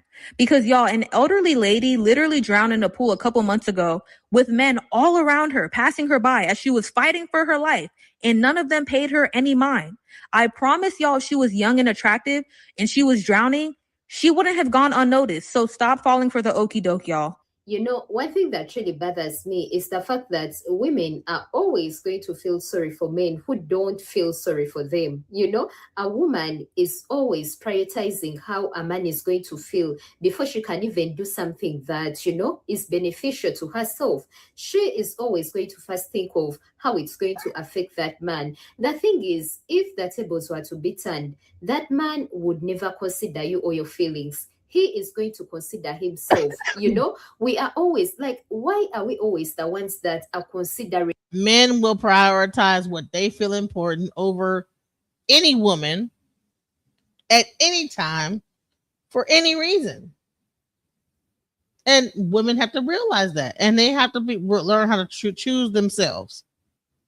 Choose yourself, ladies. Maybe I'll forgive you. Maybe you'll try. Girl, I told you. I just want you to come back, baby. Just come on back. Just come back, baby. Oh, lonely. Thinking about, oh, I don't want to break up with him, and, you know, go with the other guy who actually can provide you with the life you deserve, the life you want, because you don't want to hurt the feelings of the one that can't. You realize that if that man saw a woman that he is more attracted to than you, he wouldn't hesitate to leave you. He doesn't care if you're going to be hurt. Like, they really don't care, ladies. They really don't care. Why do we have to compromise ourselves and, you know, feel sorry for them and feel bad? They don't feel the same way. They do not consider us. They are always going to prioritize themselves. You know, if that that man is going to choose himself. Like Shira said, you cannot play fate. Usually compensated and appreciated for it. But when you become a wife, when you become a mother, you are not compensated or appreciated for any of these things. I don't have a good relationship with my mother. And the older I've gotten, the more I'm like, oh, okay. Even though I don't think she was a very good mother, it makes a lot of sense why she wasn't a good mother. Because what a thankless, shitty job for 98% of women who occupy it. And we're supposed to do it all with a smile on our face because love. Because you love your children. That's why you take care of them. Because you love your husband. That's why you married him. That's why you feed him. That's why you pick up after him. That's why you forgive him. That's why you're romantic with him, even if you don't feel like being romantic with him. Because he has needs and you love him, and it's your job to fulfill them. It's your job to bend over backwards for your husband and your children because you love them, and that's your reward. If you date men, it's supposed to be because you're trying to find love. Any other reason would be shallow, and you're a shallow, vapid bitch if you have any other intention or reason to want to date a man. Men, on the other hand, well, they have to ease into love. They're not so prone to love. They're visual creatures. They want someone who's super young. They want someone who's super hot. You know, love isn't so much their thing. Sure, they love their children, but not like a mother could love their children. Sure, they love their wives, but not like a woman loves a man. You see how love implicates women and lets men off the hook? Now, again, I'm not saying love doesn't exist, but kind of like religion, it started off being a quintessential part of being a human being and a very real thing, and it was hijacked and weaponized against the people that it was made to oppress. Patriarchy brainwashes women into thinking that hardship and even abuse are romantic. Your relationship is not stronger or better or more romantic because you've made it through so many hardships that were caused directly from your partner. Making it through him cheating on you or him having a problem with a substance and then dealing with the abuse that comes with that and making it out onto the other side is not worthy of a medal. It's extremely sad. And I'm not saying this against women. I very much am on your side. I'm saying that the patriarchy trains women to stay against her own well-being. And it's always for the well-being of a man. I'm going to say this. Men stay longer than women. This is one point I will have contention over. Men stay longer than men will stay. They will not leave. Unless a woman finally be like, man, I'm done with this shit and I'm done. They won't leave. They will just stick around. They'll be like, okay, whatever. Unless you do something really fucked up. You know what I'm saying? But if you don't say nothing, they won't go nowhere. I'm gonna test. Man, listen. And when they do go somewhere, they don't really go that far. They will circle back around. Men don't leave. Women do. So she's wrong about that. That's one thing I will say is that if we had a contest on who stayed the longest, men stay. Women lead. Let's go. Really think that cave women back in the day shacked up with cavemen for free, for love? No, we found the strongest caveman and we found the one that brought us back the best wild boars. And we shacked up with that one. There was no such thing as marriage. Marriage was some scam they pulled later. But we found the best mate. Honey, we were not in the cave, so let me just fast forward further. We was not in no damn cave. That's some other shit. I don't know. Honey, we wasn't in caves. That might not be culturally appropriate for my people. So let me just go ahead and zoom past that one. I believe that love overcame everything. Now, I believed if I stayed, even through the bad treatment, if I cared, if I, made a safe space, if I was his peace, that, love would overcome everything. I would find myself in an amazing relationship. That was not the case. Now, I want to clarify. I am not trying to say that all men are incapable of love. That is not what I'm trying to say. There are the odd few men out there that do know how to love. What I'm trying to say is that men are socialized differently when it comes to love. Now, the problem with the patriarchy, it teaches men to express love in ways that are self-serving or disconnected by real emotional depth. For Honey, example, let me tell you, the UK sisters and brothers I'm seeing a lot of UKers. The UK, well, they are going in. The comments from men who are saying, "Oh, she never loved her husband. She never loved her husband, and she was just in it for the money, and she's the one who her husband." And I'm trying to figure out what is it that would lead them to that conclusion. When she decides to speak out about the death of her husband, she basically said he was older. And we could all see the pictures. He was not an attractive man. Hold on. Right? Let me tell you something. If I start dating a dude, it's gonna be like prying my hand, because I don't have time. I'm too old. Stop playing with me. Don't play with it. Don't play with it. Don't play with it. Okay. I'm not trying to be out here. Come on, stop wasting my goddamn. Listen. We need to go ahead and figure it out and stop playing. The man, I think it was like a 25-year age gap. And she specified that the relationship was very beneficial to her, right? All the ways in which it was beneficial to her, monetary, resource-wise, whatever. And the men are like, "You never loved your husband. You never loved your husband." And I realized that from these comments, seeing men say these things, men do not perceive that you can love them and also make sure that a relationship is beneficial to you. They don't think that both things can coexist. And that's when I realized that, well, I've always known this, but it confirms to me that men require you to take from yourself in order to give to them, right? They do not think you love them otherwise. If the love is not irrational, right? If it's not sacrificial on your end, they don't think you love them. You have to be in a negative when you're dealing with them at all times, or they don't think you love them. If you are a woman, therefore, women are the sole.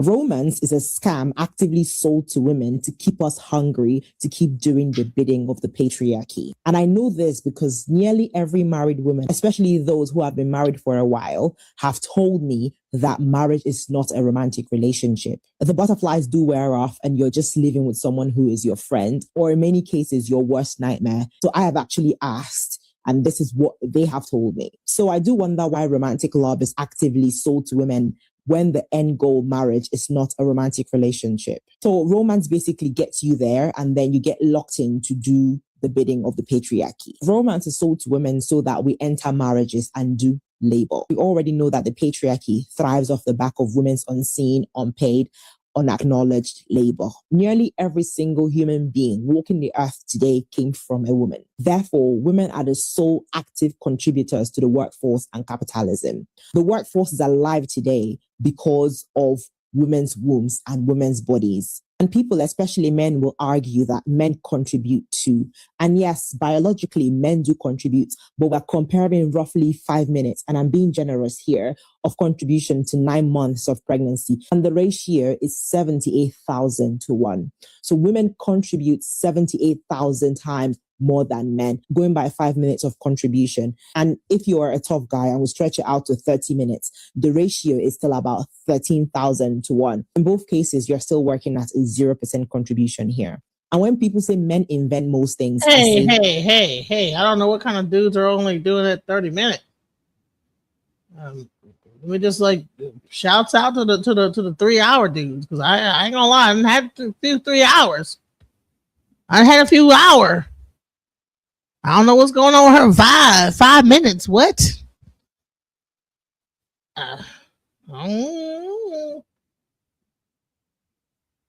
I mean, I've had a few fights. I ain't gonna lie. I've had some like 1 minute. You know what I'm saying?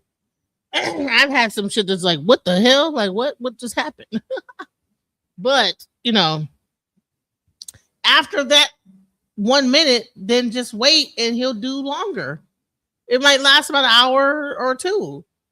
But that first one might be like, and might be about 1 or 2 minutes. And then after that, you gotta wait. So the first one will be 1 or 2 minutes. Wait, and then he'll get it back. Then that second one will be like longer. But normally the first one is kind of like quick. You know what I'm saying? Because for whatever reason, I don't know why. But you know, I've had a few situations like that was like real quick, like five. So yeah. Women invent men. Women literally manufactured 8 billion people and the workforce. Romance is a very fleeting feeling. It gets you attached to someone to then choose to tolerate them for life. Sometimes they end up being disappointing or just average. And by the time you realize you've already done the most significant labor, which is giving birth, raising children, pouring your all into a family that benefits others more than it benefits you. I mean, all we get is fulfillment, yet another intangible feeling. And the conditioning is so strong that even intelligent women fall for it.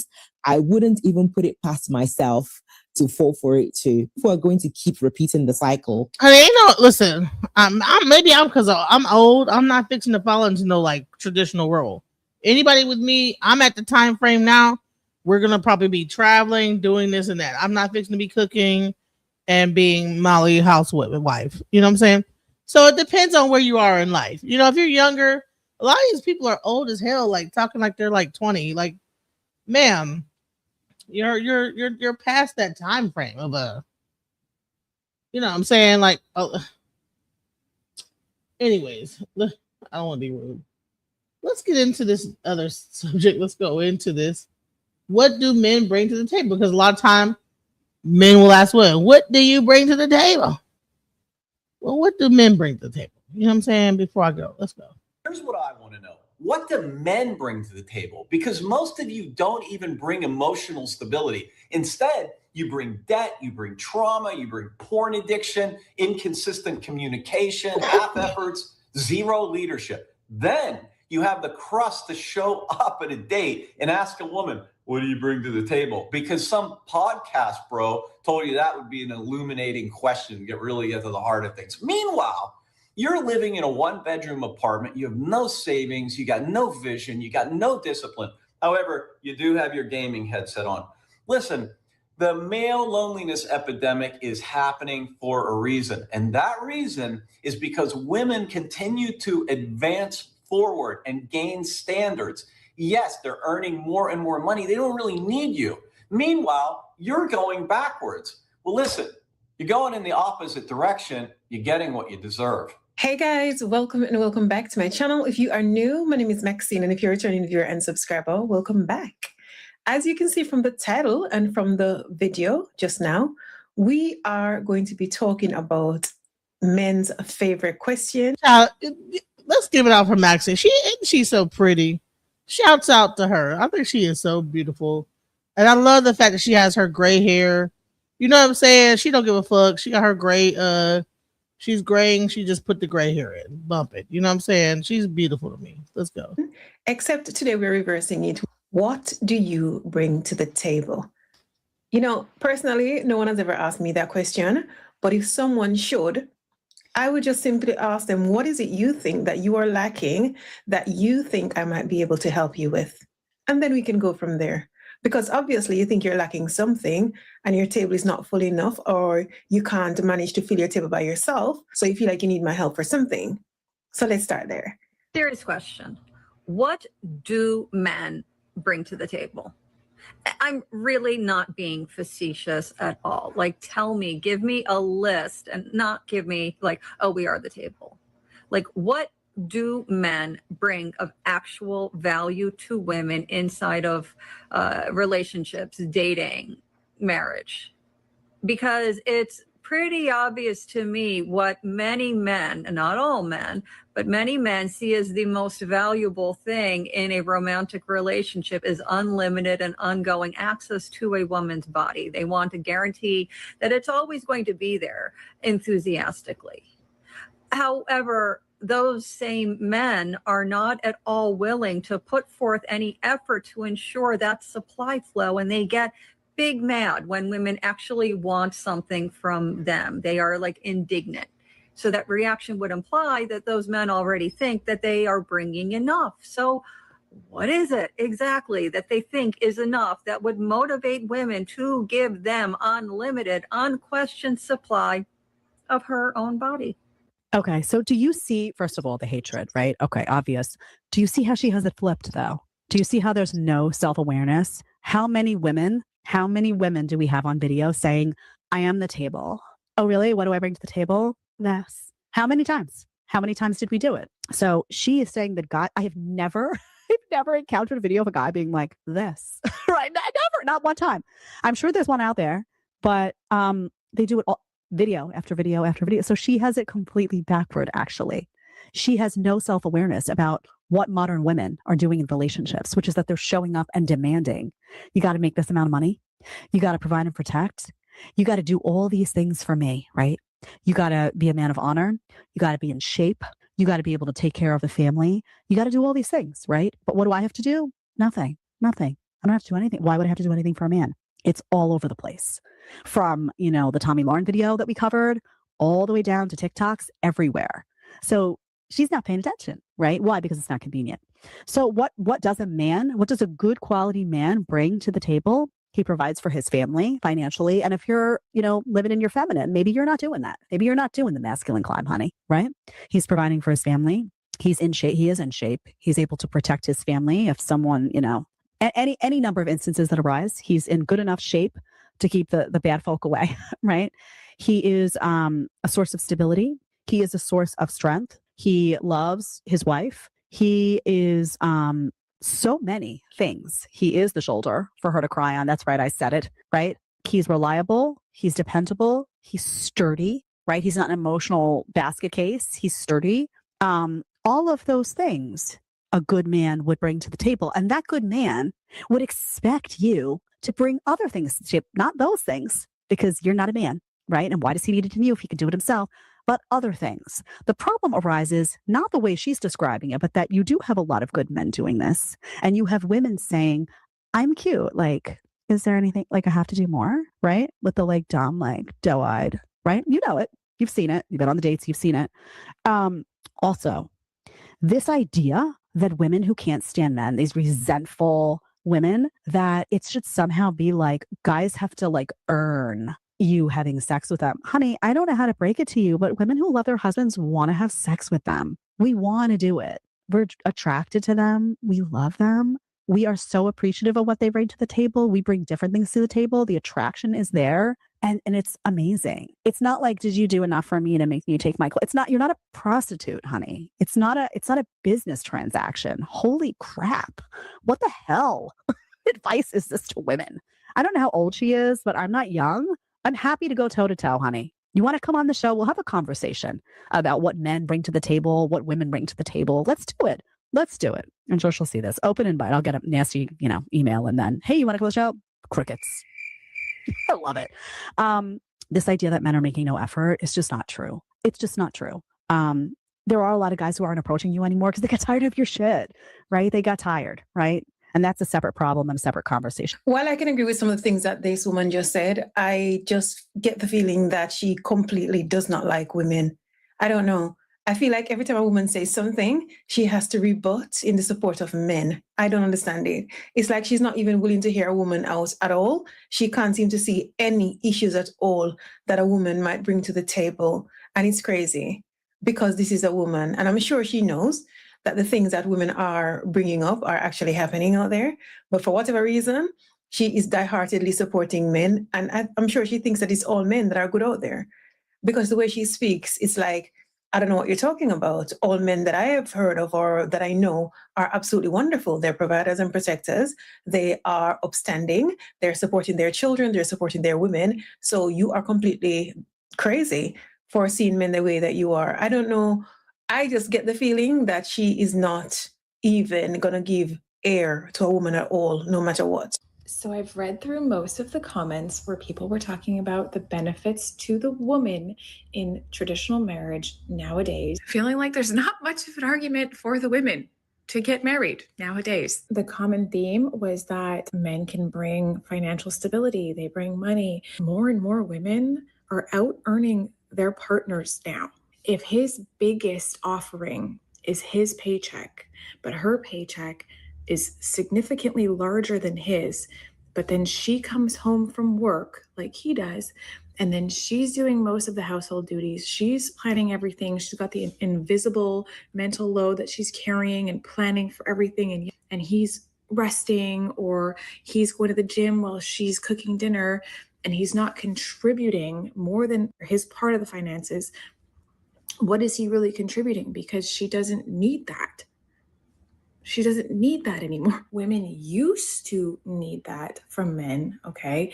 Because we couldn't buy homes, we couldn't buy cars, we couldn't do anything without a man signing off on it or paying for it, okay?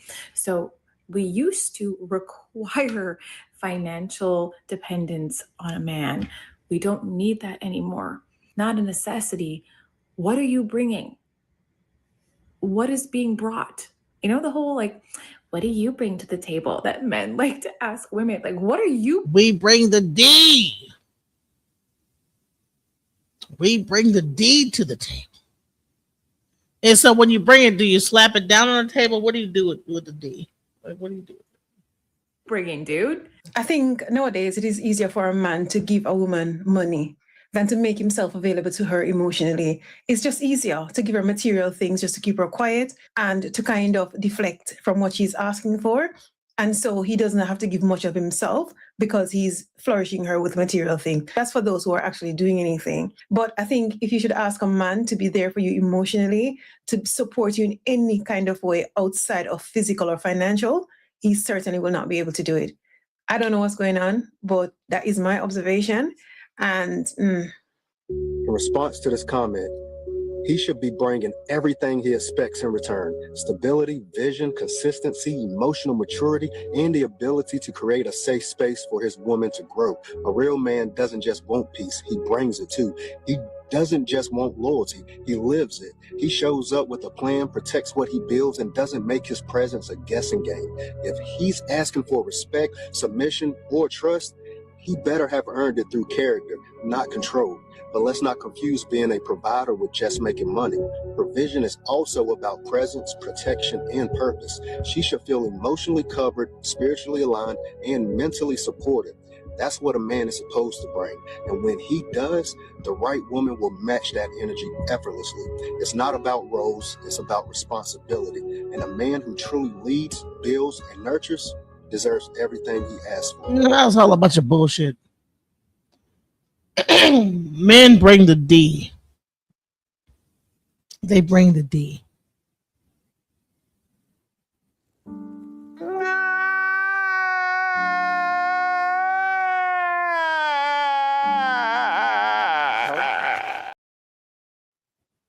That's all they're gonna bring is the D. The motherfucking D. those are the things that he's supposed to bring, but is he actually bringing those things though? I think if this man listed 10 things, a lot of the men of today can only actually bring 4 or 5 out of the 10. And that is being generous. All men do is talk about what women bring to the table. I want to ask the men, what do men bring to the table? Look, got you. You don't even know the question. I heard you. I just sucked my teeth. What you suck your teeth for? Tell us. What are some things that y'all bring to the table? Protection, provision, emotional maturity, stability, supportiveness. I bring kindness, humor. I listen. I'm aware. I'm assertive. I'm a leader, father, partner. Talk about himself now. Now I did ask him about themselves. Yeah, he said, what you bring to the table? That's what I'm bringing. I thought he's just asking a question in general. I didn't think it was like a person. No, I do want to get to that. I think for myself, I would say problem solving, resilience, patience. Man. Bullshit. They bring the D. That's all they bring is the D, bro. All that bullshit and Haitians, Brazilians, Sicilians, and the Brazilians, the Sicilians, and the Philians. They bring the D, bro. That's all they bring. We bring the D. Why gotta be so complicated?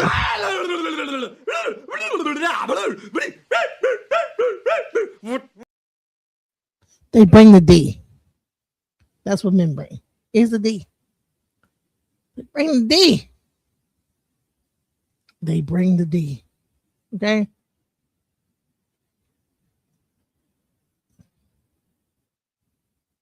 We bring Ravilians. We bring Sicilians. We bring the Provolents, the Flobolents, and the Slobolents. He is very important to me. So, I would do everything in my ability to make sure my family and my wife is good. Clear difference when I asked the fellas what they bring. Nobody seemed to get triggered by that. Able to calmly express what y'all can bring to a successful long-term relationship, right? None of it had to do with money or personal accolades. None of it was selfish. I think that's what the difference is. Women automatic. You see how we had no problem? If We I was didn't on a even date, say nothing. I'm just saying. I hate this question. You know, I really believe when men ask women, what do you bring to the table? That is really like their version of like reverse psychology. Because like when and everywhere did men ever bring more than dick and possibly paying some bills or paying for a couple days to the table? Okay? Like if we really think about this, most relationships, even marriages nowadays, that are 50-50, where the woman is literally working the same amount as the man. She has to come home and take care of the kids. She has to come home and cook and clean. So you are a maid, you are a chef, you are a mother, you are a fucker. And on top of that, the man is asking you, what do you bring to the table when it comes to working? Like that got to be some type of reverse psychology that they came up with because, and this is not a dig to stay-at-home mothers or wives because y'all do so much. You wear multiple hats. Men who have to take care of their kids when the kids are sick say this in studies about, wow, I didn't know it was so much work taking care of my kids. But you really want to ask these women, whether you work or not work, what do you bring to the table? When I really feel like we need to be asking men more, what do you bring to the table? Because even when y'all bring dick to the table, if you look up research, 80% of women never, ever, ever have a big O. The first time they had a big O was through sexual toys, was through the rose, and not through you. So really, what are you bringing to the table? Y'all, I cracked the code. When men ask you stupid questions, you got to ask them smart questions because usually men who ask you stupid questions don't have answers to smart questions, which just shows that they stupid. So I was talking to this boy and he asked me their favorite question. What do you bring to the table? Unfortunately for all the women that date men, that's just going to be a question you're going to be asked at some point in time by one of these goofies. That's just what it is. That's just, I guess that's like your hazing question, like whatever. So off bucks, I should have just stopped talking to him because I don't understand why y'all keep asking us what we bring to the table when everybody at the table is either going to come from me or come. All right. So anyway, I was in my let me play in this man's face mode. So I responded and I said, I'm going to answer the question, but I have 3 questions for you that I need you to answer. Is that okay? He said, yeah, cool. What's up? I said, do you know how to change your cabin air filter? He said, cabin air filter? Like in the car? I said, yeah. He said, no, I just take it to the mechanic. I said, okay, cool. So do you know how to change your engine air filter? He said, no. What do I need to know that for? I said, okay, cool. So my last question before I answer your question. Do you know how to build a house? He said, do I look like I know how to build a house? I said, okay. Come on, nigga. He said, why are you asking me these questions? I said, for 2 reasons. Number 1, 2 of those 3 questions, I would have answered yes to. I know how to change my cabin air filter and I know how to change my engine air filter. So as a man, if you can't do what I can do and more, what are we doing here? And I said in number 2, my third question, do you know how to build a house? You asking me what I bring to the table. You don't know how to build a house. So where am I supposed to put this table? Under the bridge or in my apartment? What? You don't even know how to be a man, and you asking me. I don't even know how to build what a I bring table. to the table. Can you change a tire? Can you change a tire? Do you have insurance? Health insurance, dental insurance, car insurance, life insurance. How often do you go to the doctor? How often do you get your teeth cleaned? It's like all the stupid men got together and said, let's figure out the stupidest shit we can ask women to piss them off. Talking about, what do you bring to the table? Sir, the way that you're going, you're not even going to have anywhere to put the table. What does it mean to be a provider? Let's talk about, listen. And so then you got this dude that's be saying some crazy shit. Watch this dude. This dude is funny as hell. Watch this. A misandrist group chat of women leaked, revealing them plotting against men. And for all of y'all that don't know what a misandrist is, it's the opposite of a misogynist. A misogynist is a woman-hating man. So a misandrist is a man-hating woman. But to be more specific to this is a group of funky black bitches not only talking down about black men to a white man, but plotting the elimination of all black men. Watch this whole ass shit right here, okay? Well, is there any women in here who don't want to deal with men, period, or is it just black men, or is it a mixture? It's just black men, and we actually want non-black men's help in these corrections that you speak of. So what are the corrections that you're looking for specifically? Force, because that's the only thing that's gonna work. But I mean, what are you looking for black men to arrive at? A place of understanding of like, what do you want to see? Well, we believe that there is no hope for them. That we don't believe in changing their minds. We don't. But I'm trying not to say what I really want to say because you're on stage. But if they could not exist, hey, we wouldn't be mad at. I think for me, I want the coddling culture to kind of stop. I think they get validated a little bit too much and they're not held accountable as much as white men, Hispanic men, Asian men. Like the legal system works in their benefit a little bit more than they think it does. They're seen as the ultimate, like most oppressed. And I think that coddling culture needs to stop and they need to be held accountable for their actions. Because we live in white male patriarchy, white men set what's socially acceptable. So with you all setting what's socially acceptable, the degenerate behavior of black male culture needs to be checked, and there needs to be more, because we're no longer looking for accountability from them because they've proven that they will not take accountability. We need the men who set the culture to make them take accountability by exacting some sort of consequence for perpetrating behaviors that are not socially acceptable because you all create the socially acceptable Nigga, do you believe these funky black bitches right here, cake ass nigga? First off, you won't find another group of women anywhere in the world disrespecting or plotting the demise, the elimination of their respected group partner. I'm talking about the man that has the most in common with them. The crazy part is how they want to run. You bring the D, bro. You bring the D. That's causing all the chaos in the black community. This is the motherfucker who set everything into motion to happen as it does. Motherfucker talking about you set the social standard. Where you think the black man got it from, fucking bitch? And this is not justifying the black man's actions because we have a lot of faults and we have a lot of flaws and we got shit that we need to fix. But you asking the white man to fix the black man funky bitch when the white man is the one who broke the black man funky bitch and keep breaking the black man funky bitch. And if you don't get your bitch ass in line, the black man would never be able to fix his motherfucking problem, funky bitch, because you are the biggest gatekeeper of white supremacy, as you can see, funky bitch. If this ain't the most slave-mindedest shit I've ever seen,